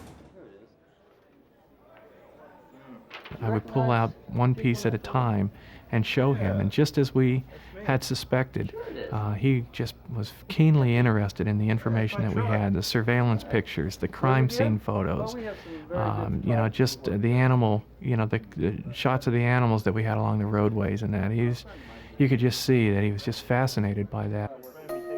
Fascinated but not talkative, Dillon said it would serve no purpose to admit anything now. Another dead end for the FBI. Dillon's attorney is arguing that he should be spared jail time on the weapons charge. Now, unless something turned up on him very quickly, Thomas Dillon would have to be released. Thank the various representatives of the media for showing up today. The task force was now fighting the clock.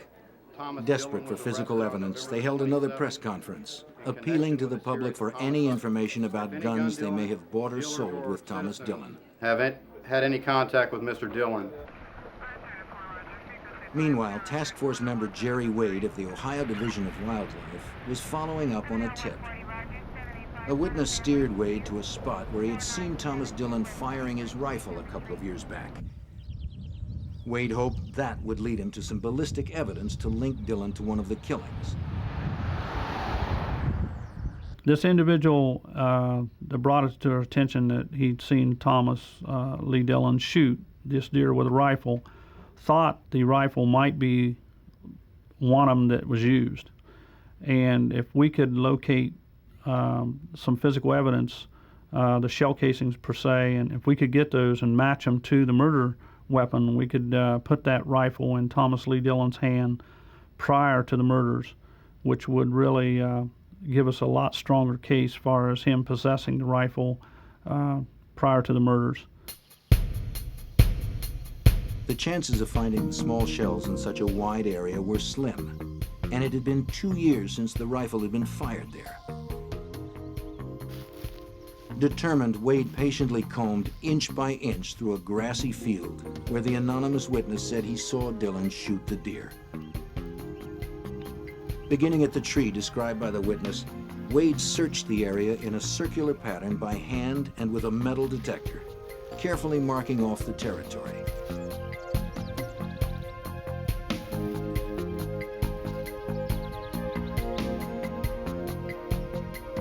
Miraculously, Wade hit the jackpot.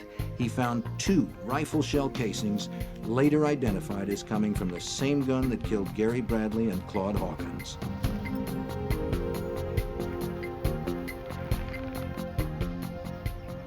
Finally, a physical link to the murders. I felt like celebrating. It was just unbelievable that I found them, because after the time, the length of time that had been since the shooting and the incident, and the individual wasn't sure the location of the tree exactly. The scene had changed since he had been there. They had removed a fence row and pushed out the area. So I felt very, very much fortunate to find him, and I felt like a celebration at the time. It was just like, you know, it was a gift handed to you. Meanwhile, the publicity from the press conference asking the public for help was about to bear fruit.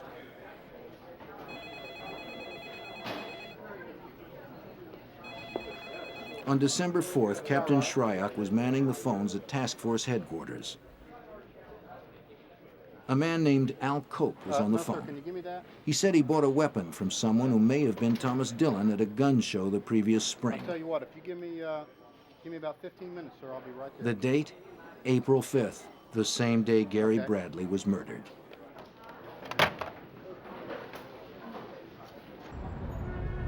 The rifle was sent to the FBI laboratory in Washington for ballistics testing. Special Agent Paul Schrecker is a ballistics expert for the FBI.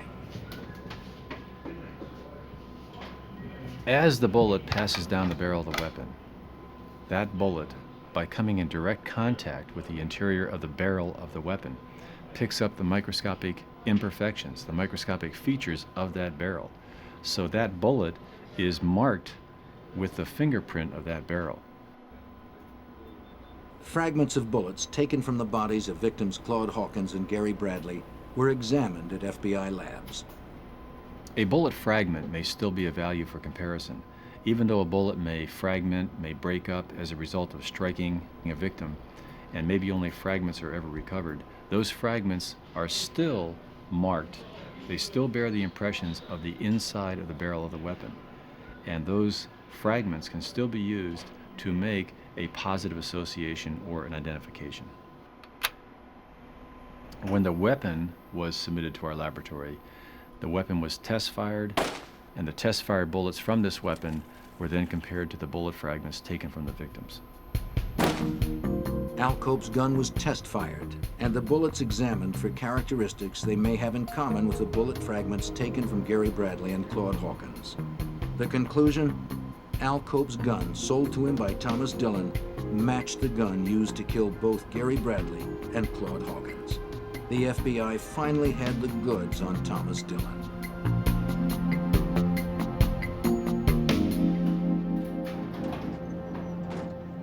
Close the door, please. Agent Trombitis visited Dillon in jail and confronted him with the evidence. He and his truck fit the descriptions of the few witnesses. He had been off work when each murder had occurred.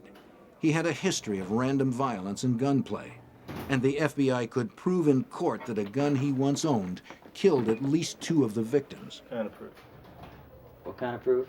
All the proof we need. But Trombitis knew Dillon was guilty of all 5 murders, and he wanted closure for the victims' families. He offered Dillon a deal. As leverage, Trombitis reminded Dillon that he faced Ohio's electric chair. Dillon got nervous, and he began to negotiate. And what's your assessment of the situation?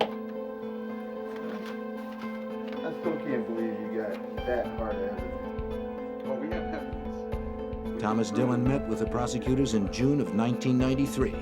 He agreed to admit to 5 killings if the death penalty were dropped as a possible sentence. Terms, 1 each for each of the acts committed. On July 9th, Dillon confessed to prosecutors in order to save his life.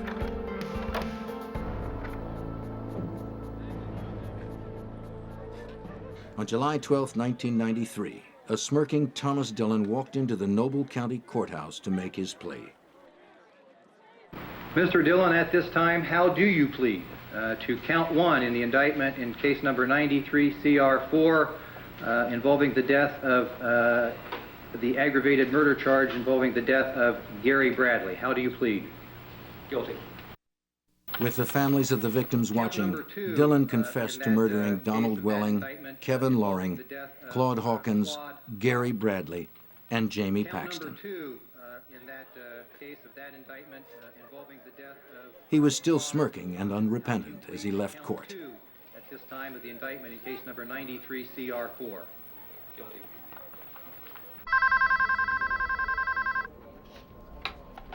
Hello? This Tom.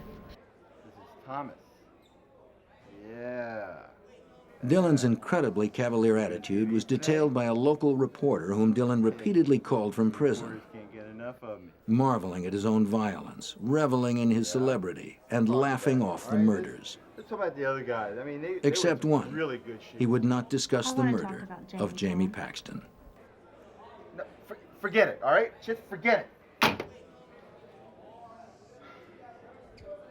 Jean Paxton, Jamie's mother, was in court the day Dillon pleaded guilty. I just want to talk to him about Jamie, the kind of person Jamie was. Jamie was everything Thomas Dillon could never be. Dillon is a coward. He hid behind a gun, and Jamie was not that way. Little did I know that on the evening news he was watching that, and it made him very angry that I had called him a pathetic coward. We talked to him about remorse and how did you feel after these homicides, and the only one that he said that it really bothered him about was Jamie Paxton. He said, "I didn't realize the kid was so young." Jean Paxton had looked forward to confronting Dillon in court, but his guilty plea cost her that opportunity. She asked Sheriff McCourt to arrange a conversation. Hi. McCourt agreed. That evening, Jean Thomas Paxton's phone Dillon. rang. She found herself speaking with the murderer of her son. When I picked up the phone that evening, it was just like somebody calling up to sell me something. He said, "Mrs. Paxton, this is Tom Dillon." It was just almost more than I could comprehend. The tone of his voice, the way he came across. Still the arrogance was there. You really hurt my feelings this afternoon when... Dillon told Jean Paxton that when she called him a coward, she had hurt his feelings. Uh-huh. I really don't think he expected to get what he got from me. I think that Thomas Dillon could have handled the crying, the screaming, the saying of calling names, the cursing. I think he could handle that, but I did not lower myself to that level. I talked to him as a mother, and I really feel that through this whole thing, that is what got to Thomas Dillon. Well, I understand. After 3 years, Jean Paxton felt vindicated. I felt really good.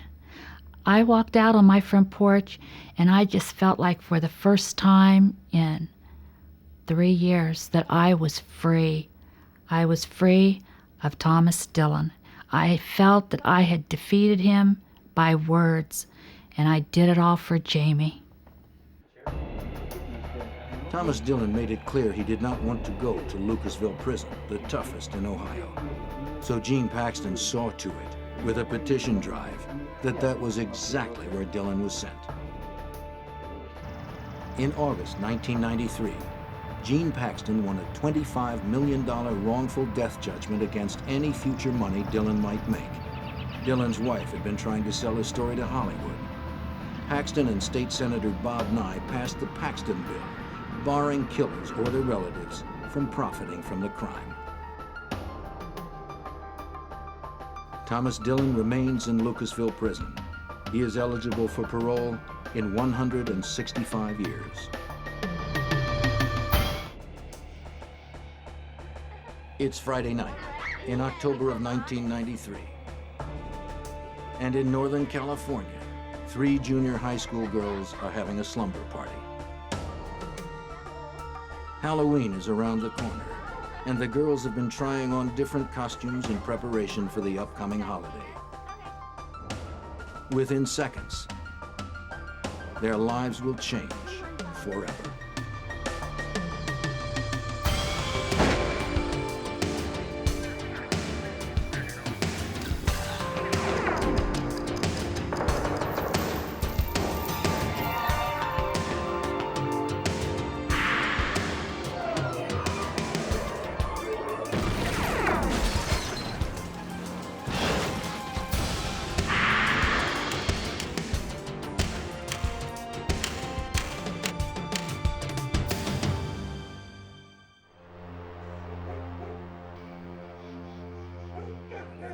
October 1st, Polly Klaas and Jillian Pelham were waiting for another friend outside of Polly's house in Petaluma, California.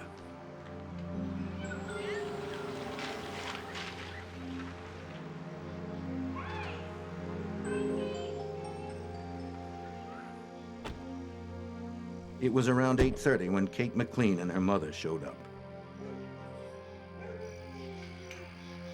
The 3 girls were ready for fun. It was Friday night. There was ice cream in the fridge, and they were going to stay up all night long. This was going to be a party.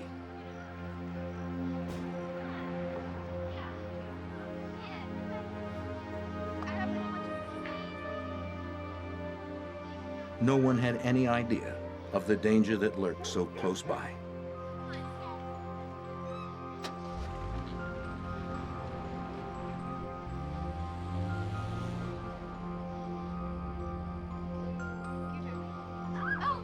The girls kept to Polly's bedroom, but they couldn't suppress the noise as easily.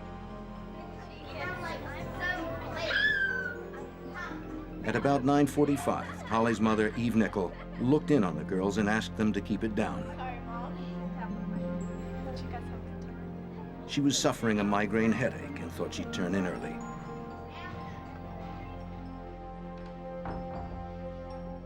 Eve's bedroom was right across the hall from the girls, and although she had chided them about the noise, she was pretty sure it would only take a few minutes for the 12-year-olds to get noisy again.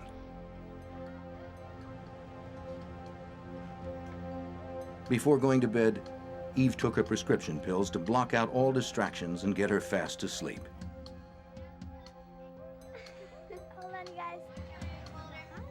The party continued on for almost an hour before the nightmare began.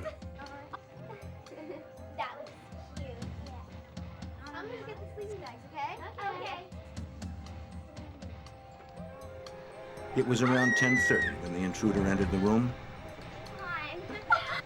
At first, Kate and Jillian thought it was a joke. Then they saw the knife. He told them if they screamed, he'd slit their throats.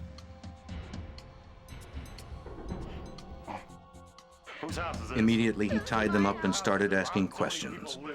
He wanted to know which girl lived there and who else was in the house. Polly spoke up.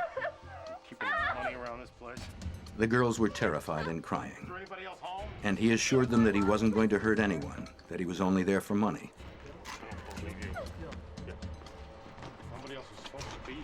But when Polly told him where some cash was hidden in a jewelry box, he made no attempt to find it. He gagged the girls and took the cases off some pillows to use as hoods.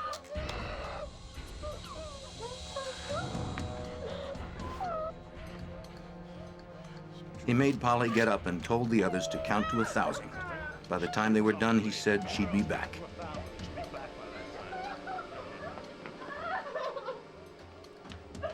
Then he took Polly Klaas and disappeared into the night.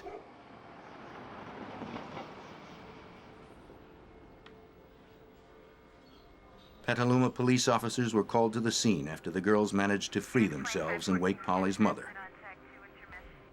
They responded in minutes. Investigators entered Polly's room and began to look around. The bedroom was in disarray and told of the events that had happened just minutes before. On the floor were binding materials, cut strips of cloth. The cords from the Nintendo game had been cut, and a strap that was clipped from a purse lay on the floor. Pillowcases were strewn about.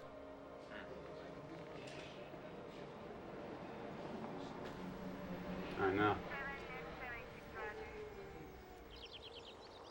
What Petaluma Police Detective Mike Meese saw wasn't encouraging. I remember standing at the doorway to Polly's room and looking at these few bags of evidence that we had been able to collect and thinking that that was just such a pitiful amount. And I looked down at the rug and I talked to my partner, Larry Pelton, and said, "Let's take the rug." And he said, "Why?" And I said, "I don't know why, but let's just take the rug. We just don't have enough evidence." FBI. Police were in desperate need of assistance. Fortunately, help was on the way. After being contacted by the Klaas family, the Federal Bureau of Investigation offered its expertise. How about, have y'all talked to the mother? Yes. Shortly after midnight, the FBI appeared at the house of Polly Klaas. Typically, the Bureau handles kidnappings, and with $800 a year to investigate, they have plenty of experience. Because he was familiar with the community and experienced in kidnapping cases, Special Agent Ed Fryer became the lead investigator. But he knew something about this case was different. It had all the earmarks of a stranger abduction case because the statements from the two girls were consistent. Stranger abduction cases are the hardest cases to solve, in my experience, because, again, there's no connection between the perpetrator of the crime and your victim, or the victim's family, or somebody even associated to the victim. It's a random act. Surprisingly, a vast majority of kidnappings involved disgruntled family members. And though Polly's parents were separated, her father, Mark Klaas, was immediately cleared of any responsibility. Abductions involving total strangers are exceedingly rare and leave little for investigators to go on. In this case, however, there were witnesses. Was his hair long or short? A police sketch artist was called in from the San Rafael Police Department. For 2 hours, Jillian and Kate tried to recall the face of the man who had barged into the bedroom. The girls were still terribly upset, but they managed to give the artist a pretty good description. Authorities now had their first idea of what the stranger looked like. His nose and mouth. After 4 a.m., the girls were taken to the police station, and the FBI called in one of its special forces, the Evidence Response Team. Tony Maxwell leads the crew.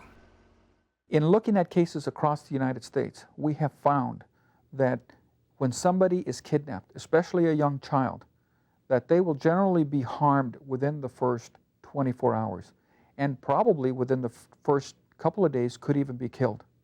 So time is of the essence. In that kind of work, the investigator needs to move quickly. The Evidence Response Team is designed to provide forensic resources at a major crime scene. Their sole responsibility is to collect evidence. And they use the most sophisticated collecting equipment available to do it. An electrostatic dust print machine collects tiny hairs and fibers off the floor when a positive charge is passed over a sheet of mylar. Any loose debris clings to the mylar and is sent to a lab for careful inspection.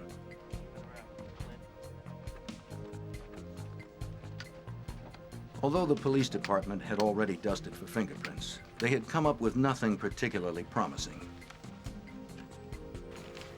But they didn't have access to the same equipment as the FBI.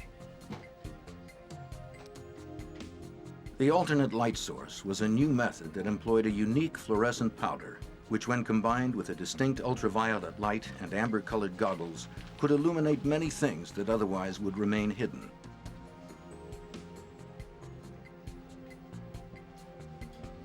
The team found 4 dozen fingerprints the police were unable to see using conventional equipment. But even those were of no use. They were attributed to family and friends. After hours of meticulous searching, something finally turned up. Hey, we're still working on it. Do you have anything? Yeah, I have some ridge detail on the bedpost here. It looks like it's pretty good ridge detail. A palm print that at the outset seemed like the first real piece of forensic evidence left behind at the scene. That palm print was found on the bed, on a crossbar of a bed, where he apparently put his hand up for just a second to lean on it, perhaps to support himself as he was grabbing something. And with the alternate light source and the fluorescent fingerprint work that we did, we were able to see it, collect it, and then gather that for the laboratory. At that time, the FBI's fingerprint database, AFIS, didn't contain palm prints, only fingerprints. But even a palm print won't catch a suspect. It will only identify one once he's captured.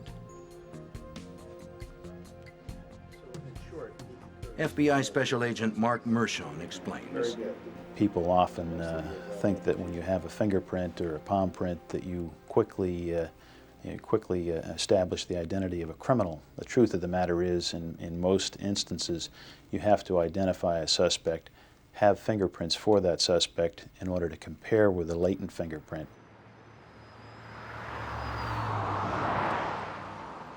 The hunt for the suspect prompted authorities to cover Polly's neighborhood inch by inch. By dawn, more than 100 agents and officers had begun a 24-hour search for Polly and her abductor. Helicopters and bloodhounds had been called out, and an all-points bulletin was issued by local authorities and the FBI. Systematically, the authorities searched every house in the neighborhood. Agents went to Polly's school to talk with teachers and students in the hopes that somebody might have some useful information.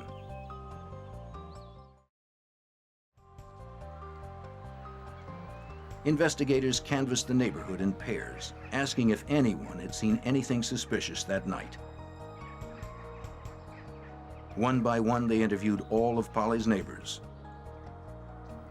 Several people recalled seeing a stranger around the neighborhood that fit the description given by the girls. Thomas Georges and his friends were on their way to the video store at around 9 o'clock that night when he noticed a stranger standing in the shadows in front of Polly's house. Thomas knew everyone in his neighborhood, but he had never seen this man before. Returning home a few minutes later, the boys saw that the stranger was still there. The description Thomas gave to the authorities matched the suspect they were looking for.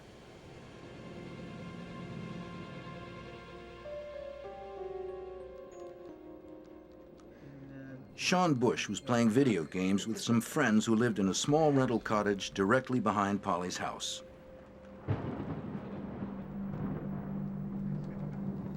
It was about 10:30 when Sean happened to glance out the window.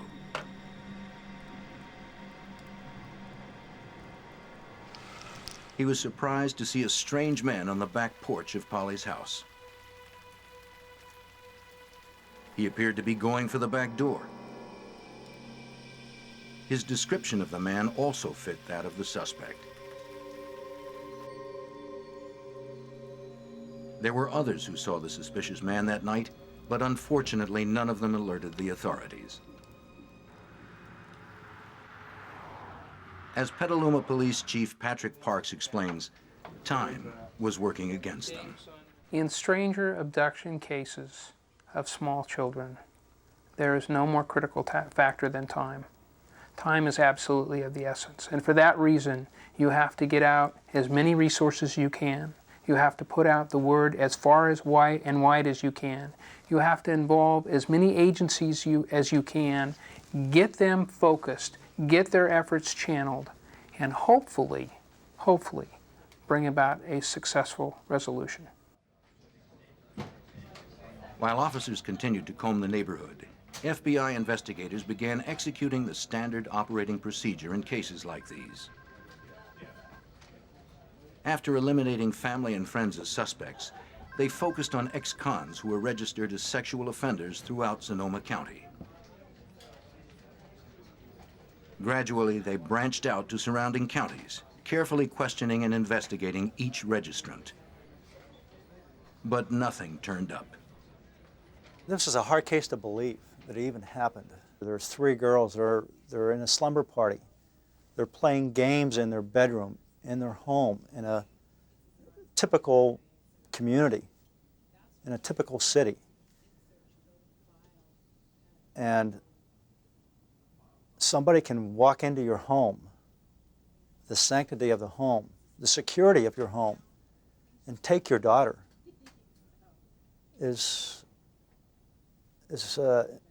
if it wasn't impossible, was inconceivable. The following day, the search for Polly Klaas had escalated into the largest manhunt in the nation. A massive community volunteer network was formed to assist authorities. While hundreds of citizens searched, others passed out flyers, trying to cover the entire city as quickly as possible.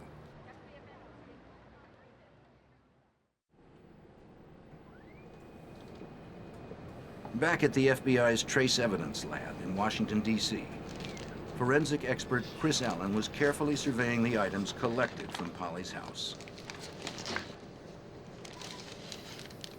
I noticed that in untying the pieces of bindings, the thin nylon strips of bindings that were used to tie up Polly's girlfriends, that they had jagged edges to them. And I was able to line them up perfectly so that I was able to determine that these all came from one piece of cloth originally, and it was a piece of cloth like a lady's nightgown or a slip material. Other pieces of evidence found in Polly's room were not so easy to classify. Tiny fibers collected with the electrostatic dust print machine proved to be a challenge to identify. After painstaking examination and comparison, Allen concluded that they had come from the interior carpet of an automobile. Eliminating the cars that could be accounted for at Polly's house, Allen suspected that these carpet fibers were most likely from the kidnapper's car.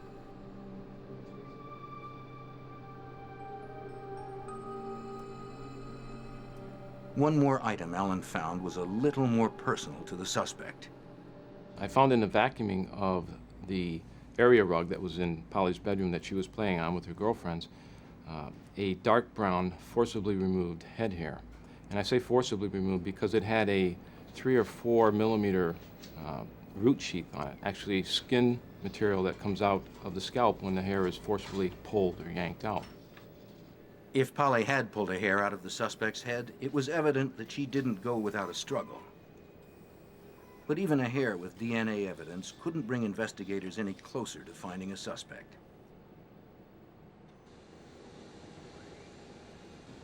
The palm print lifted from the bedpost was sent to Michael J. Smith, a fingerprint specialist with the FBI. Examining the print under laser light, Smith determined that the print had enough ridge detail to photograph. But the light emitted from the laser turned the print orange, and Smith needed to capture a black print on a white background. He instructed the photographer to reverse the color so that the finished print would appear the way it would on a fingerprint card. Now the print was indelible and could be filed until a suspect was apprehended. Investigators had unearthed some solid evidence, but it wasn't enough. Time was running out, and Polly Klaas was still out there, somewhere.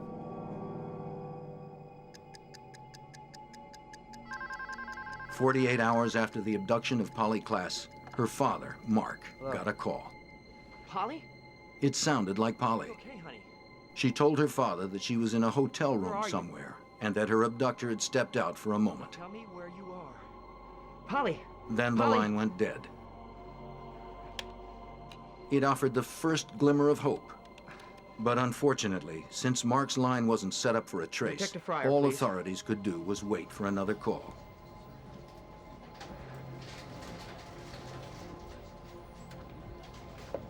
Word of the abduction spread rapidly. In 2 days, 50,000 flyers had been distributed. Community volunteers quickly organized a search command center to work in tandem with the police and FBI. It was an unprecedented grassroots effort. A telephone bank was manned 24 hours a day to field calls and tips. A copy of every lead that was phoned in was shared with the FBI and Petaluma police. Before long, the search center had screened 60,000 calls. Out of those, authorities were compelled to follow up on over 12,000 leads. Processing that amount of data would have been virtually impossible without help from an FBI computer processor. The FBI just happened to have the Rapid Start team. It was a relatively new concept with the FBI, where on an investigation with a high volume of information, we would computerize that information, essentially triage the value of the investigative leads and make the assignments and track the progress. Even with so many leads, there was one in particular that investigators were anxious to follow up on. When Mark Klaas received the first call, the FBI was powerless to do anything about it.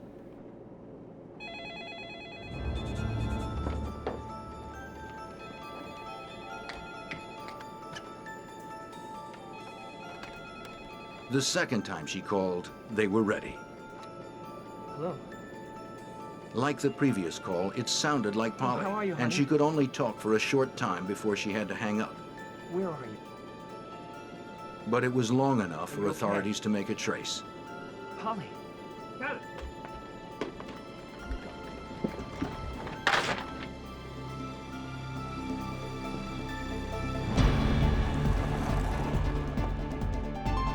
The FBI had traced the call to a house 30 miles away. There hadn't been enough time to collect an army of agents. The job would have to be handled by a few.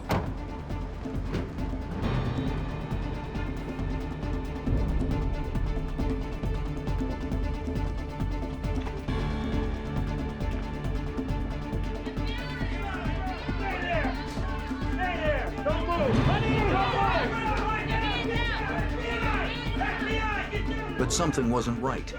This was just a normal family home.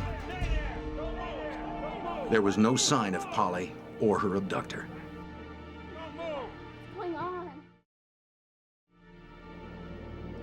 A terrible realization dawned on the agents.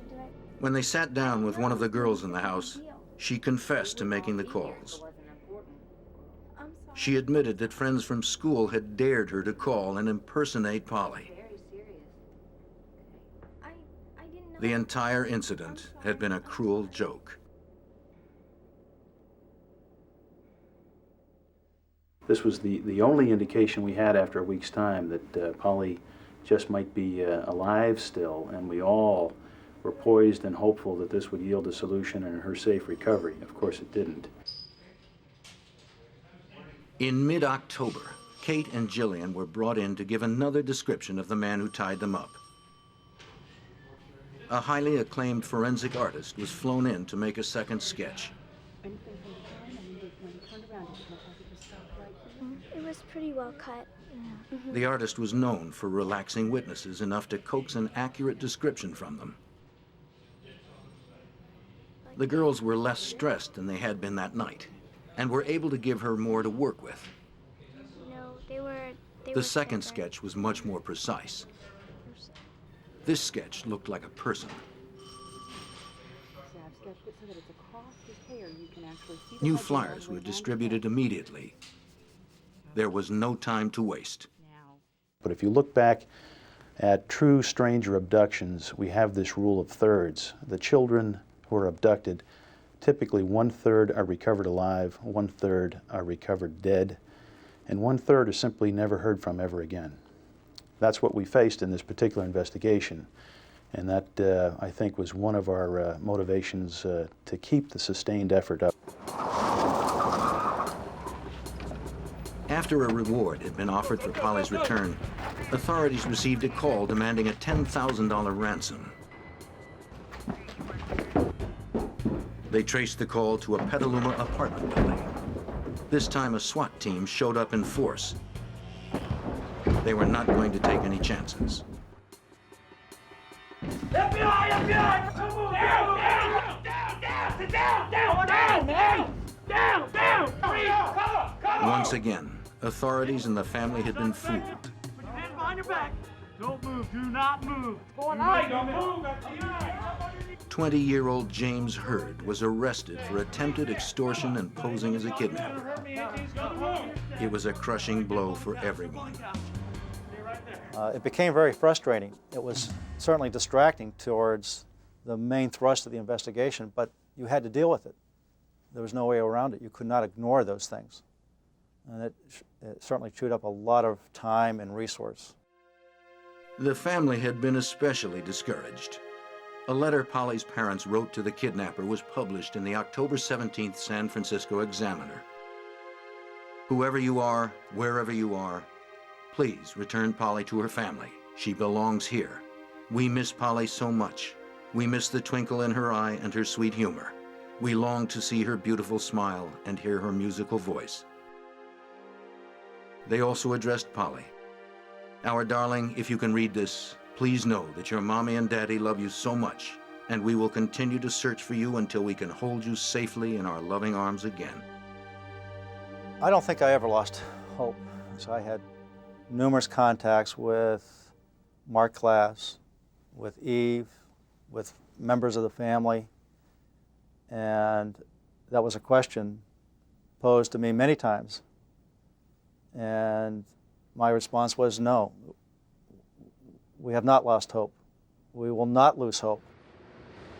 Across the country, people wanted to see Polly brought home. Banners sprang up, and Americans began a candlelight vigil. Thousands donned ribbons of lavender, Polly's favorite color, to show their support of the search. We conducted searches during the day, during the night. We had a 24-hour operation going. We conducted searches sunny days, on foggy days, rainy nights. Whenever the information came in, we reacted to that because in a case like this, physical evidence is crucial. The search never stopped. The Navy and search and rescue experts joined the thousands of volunteers who were constantly looking. Police and volunteer task forces worked tirelessly. But it would be nearly 2 months before anything broke.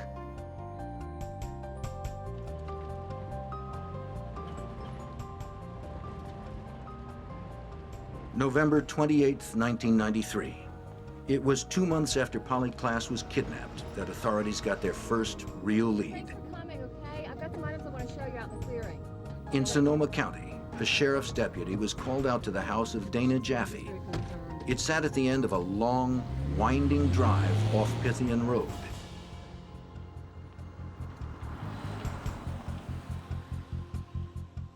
Dana had been out inspecting her property when she noticed something unusual and thought it might be of use to investigators. She led the deputy through a densely wooded area to a clearing just a few yards from the long, winding drive to her house. Scattered in the woods were a few items that seemed somewhat suspicious.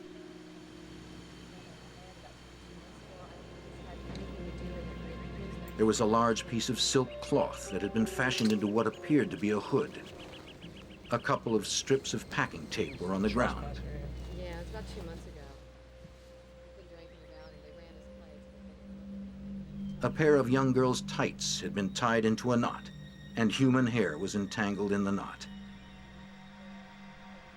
Other debris surrounded the area.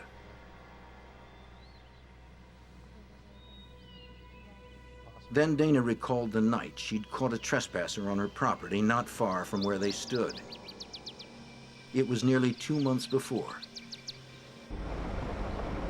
It all started when Dana's babysitter, Shannon Lynch, had left Dana's house and was making her way back down the long driveway. A man was walking down the middle of the private drive. His stranded Pinto was off to the side. He said that he was stuck and insisted that she get out of her car and help. He also wanted to know what was up the drive. But Shannon immediately sensed something wasn't right. She'd later describe him as looking like a wild man. She drove on, leaving him there, determined to get to a phone.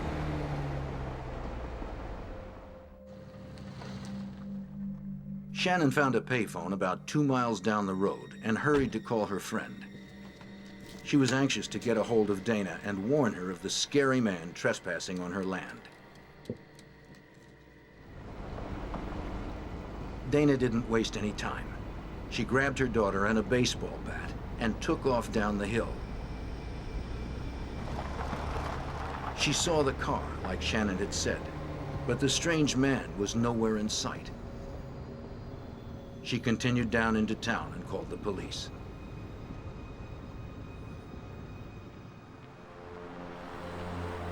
A few minutes after midnight, 2 Sonoma County Sheriff's deputies showed up.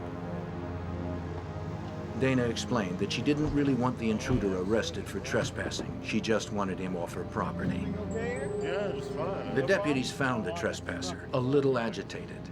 There was alcohol on his breath, and he was sweating profusely. There were bits of leaves and brush in his hair, as if he'd been rolling around on the ground. Make sure you're okay and everything. We'll help you get out of this situation. He told them that he'd been out sightseeing when he realized that he was on private property. When he tried to turn around, he got his car stuck on the side of the drive. He blurted out that he'd been under the car trying to free it, but the deputies didn't believe it. The way his car was trapped, there wasn't enough room for a person to get underneath. You gotta move on, you gotta go. 10, 2, 1003, 1000. The deputies administered some roadside sobriety tests, but he passed them all. Looking in his car, they found some cans of beer in a plastic bag and a small duffel bag in the back seat. When they asked him if he'd been drinking, he actually opened a beer and began to drink it. You'll need to pour that out, okay? Pour that out. Go ahead and pour the beer out, all right? We can't let you be drinking any of that. They immediately made him pour it out and then told him they wanted to pat him down. He became extremely upset. Leave me alone. Just keep that stuff away from me, all right? To make him comply, The deputies told him they would be within their rights to run him in on trespassing. After he'd heard this, he calmed down considerably. They searched him carefully and continued questioning him, but could find nothing incriminating. He was just odd. The deputies remained suspicious, but when they ran his license, it checked out. His driving record was clean, and he had passed the sobriety tests. They had held him for about 45 minutes already, and they had no legal means to detain him any further. There was nothing left to do but pull his car out and send him on his way.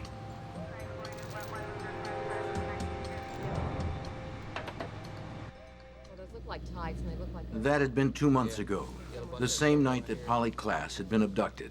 Nothing good, that's for sure. A hood, bindings, a young girl's pair of tights.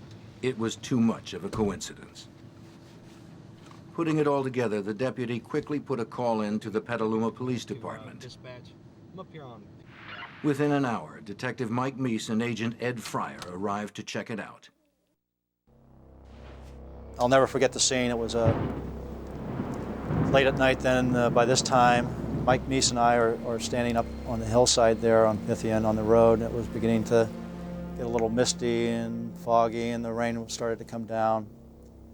And we looked at each other, and we knew in our hearts that we had basically uncovered a very critical crime scene, that this was going to lead us to the resolution of this case. After the evidence was collected, investigators immediately began searching the Pythian Road site for any signs of Polly. We spent days searching the mountain with over 300 volunteers. I believe we had 25 to 30 search dogs, and we conducted extensive ground searches for Polly, believing that she was still alive, which was the premise that we were working on. As the search commenced, everything began to snowball.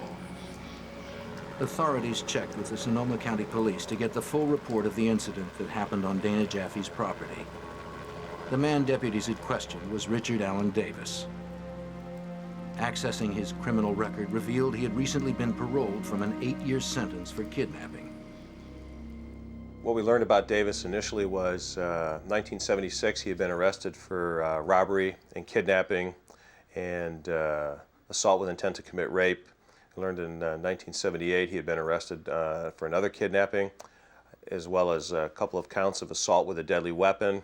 1984 he'd been arrested for a kidnapping case, assault with a deadly weapon, including the use of a firearm, and armed robbery. You start reading these reports and realize, you know, hey, this guy's a bad actor. This is an individual certainly more than capable of being involved in a crime like this.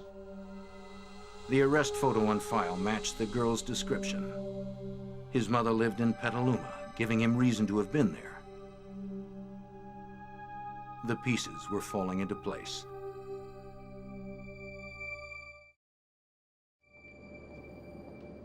The items discovered near Pythian Road were immediately flown to forensic specialist Chris Allen in Washington. Of the most interest was a strip of cloth that was found in the woods.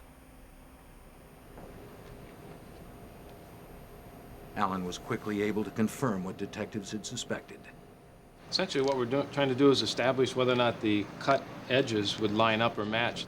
The middle strips represent the fabric that was found at Polly's bedroom, which were used to bind Polly's girlfriends.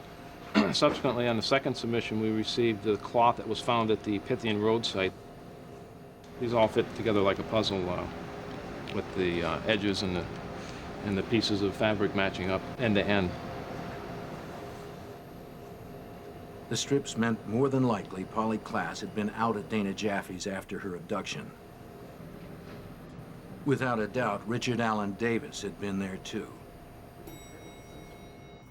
Though it wasn't enough to arrest Davis for kidnapping, detectives felt if they could just get him in custody, they could quickly gather the evidence they needed to tie him to Polly's disappearance. Everything else fell away and we focused on what we had with Mr. Davis, what happened out there at Pythian Road, and what we were going to do next. When investigators discovered Davis had an outstanding warrant for breaking parole and DUI, they decided to bring him in.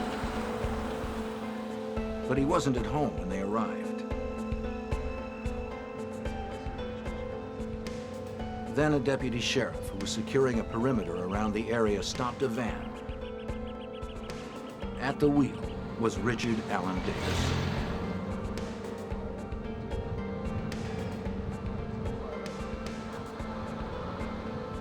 When the deputy realized who he had, he calmly called it in to the investigators back at the house. Is there a problem, officer? No, sir. Just sit tight, okay?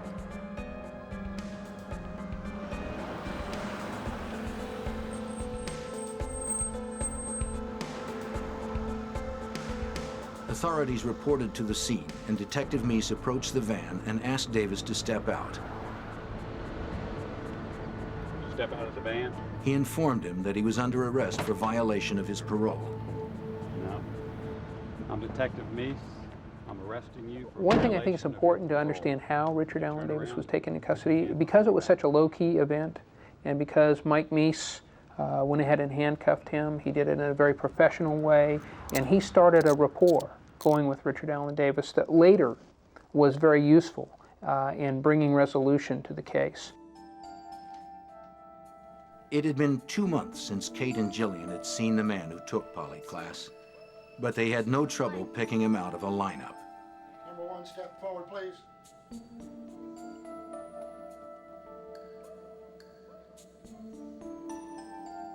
Even without the beard, his was a face they could never forget. Number 1, step back, please. Though he'd been arrested for parole violation, Davis was questioned about the kidnapping. He vehemently denied any involvement, but authorities let Davis know that if he wanted to talk, the door was open. So I took Davis into the hallway and I told him, I said, hey, look, what you need to know is we've got all the physical evidence it takes to make this case, and all you're looking at is a kidnapping right now. So if you want to talk about it, you got to let me know. And he made a non-committal response, didn't want to talk. And I remember patting my pockets looking for a business card, didn't have a business card with me, and I said, you know, I'm going to leave my name and number with those guys, meaning the correctional deputies, and if you ever want to talk about it, you know, give me a call. Back at the FBI latent fingerprint lab, Mike Smith was comparing the palm print found in Polly's bedroom with one that had been taken from Davis since his arrest. This was a crucial piece of evidence. Matching the two prints would undoubtedly link Davis to the abduction. After careful examination, the results were called in to Agent Fryer. I just got a call from FBI laboratory. They matched Davis's palm print to a palm print taken off of Polly's bedroom, or her bedpost. It was again one of those moments where there's butterflies in my stomach. Again, realized that this was really very powerful evidence. So I hung up the phone, and again, there was a lot of noise and commotion in the command post. I stood up and I asked everybody, can I have your attention, please? Can I have quiet for a moment? I said, we just got confirmation from our laboratory that we've matched this palm print taken from the bedroom to Davis. We can place him in the bedroom. And there was just a huge cheer from everybody. Papers were flying. It was just great news to everybody. This is it. It's concrete. He was in her bedroom. We can prove it. We had him nailed down.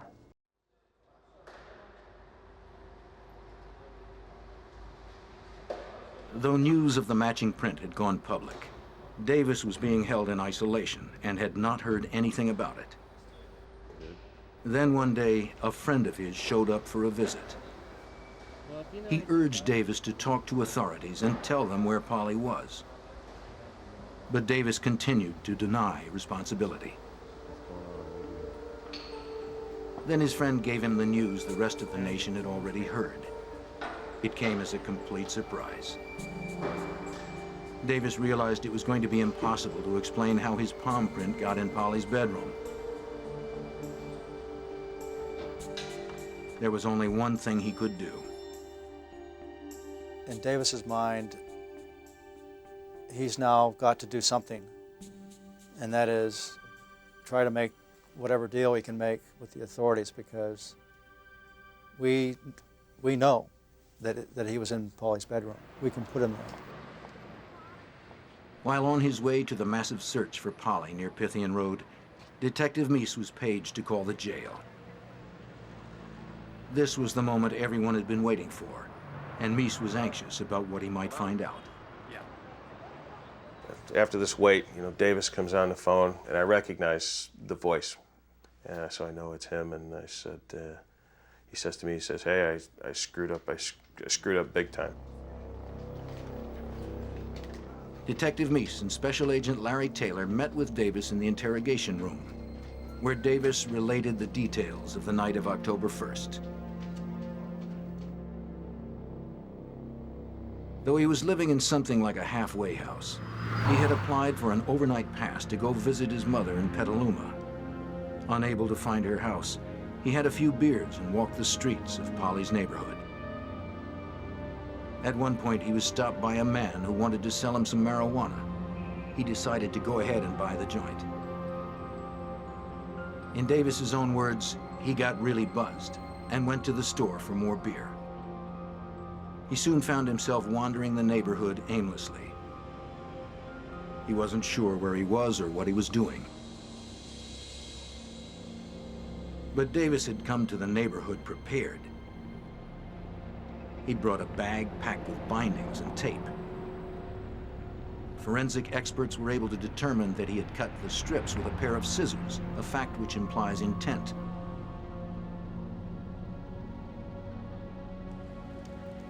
Then Davis said he randomly picked a house on the street and crawled into an open window. He remembered hearing TV voices and said he may have picked up a knife in the kitchen. He said he didn't remember anything after that. He claimed the next thing he knew, he was driving in his car and was surprised to find a young girl sitting next to him. She was complaining that her hands were tingling. According to Davis, he adjusted the straps for her and drove around wondering what he had done and what he should do next.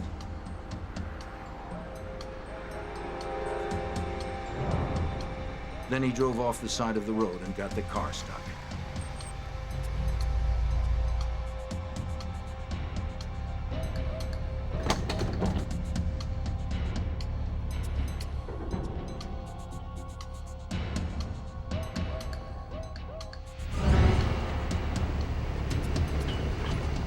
Once he realized he was stuck for good, he says he got Polly out of the car and carried her up a steep embankment about 30 yards away. Get out of the car! He planned to leave her in the darkness until he could figure out a way to free the car.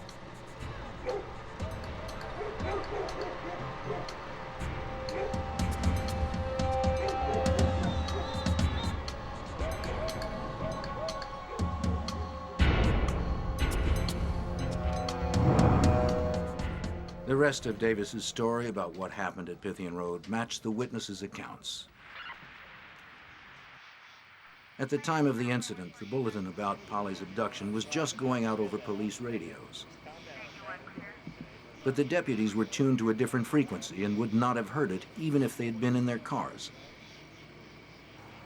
They ran his license, but the equipment they had at that time was only able to give a cursory printout of Davis' driving record. It couldn't generate his criminal record. They found nothing they could hold him on. What I want you to do is, all right, I'm gonna follow my finger.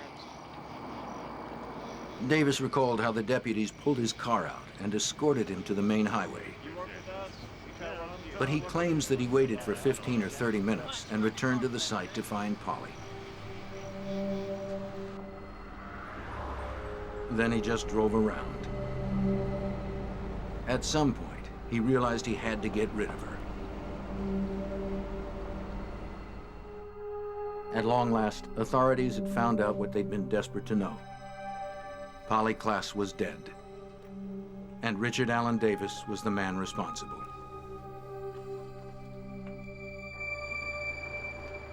Davis agreed to take them to the site in a deserted area of Cloverdale where he had left the body.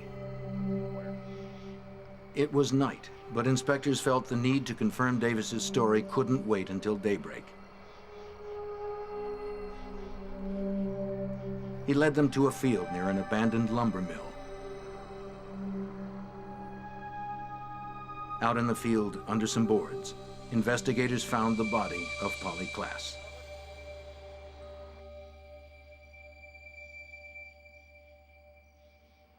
It was an odd feeling. You're in the presence of somebody like Davis, and just a few yards away is what's left of a very beautiful, innocent 12-year-old. The Polly Klaas case was special because people cared. Because the whole community stepped forward and said, this is the last child you're going to take, and that this is our child, and that we are going to go out and look for her until we find her. The case wouldn't come to trial until 1996. But after 10 weeks in the courtroom, a jury found Davis guilty on 10 counts, including kidnapping, robbery, burglary, murder, and attempting to commit a lewd act on a child. The latter charge Davis continued to deny during the entire trial. Investigators strongly believed that despite Davis's testimony, Polly was already dead at the time deputies helped him with his car. He was sentenced to death and continues to sit on death row at San Quentin Prison.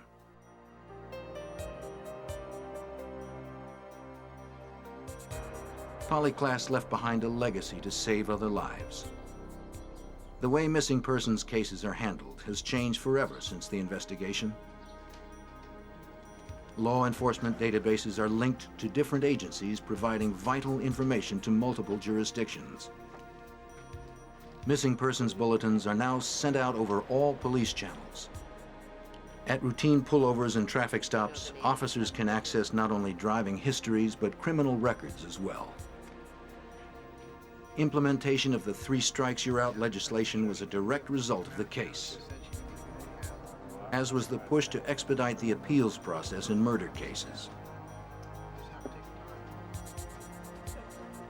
And a foundation established in Polly's name aids the search for missing children. It looked just a little fuzzy on the website. Involvement of the FBI was critical to bringing resolution to this case. Had they not come in and gotten involved early on, it's doubtful we would ever have had resolution, or certainly that it would have been as quickly as it was, even though it seemed like a long time. The unique partnership that was formed between local police and the FBI set a precedent that continues to this day.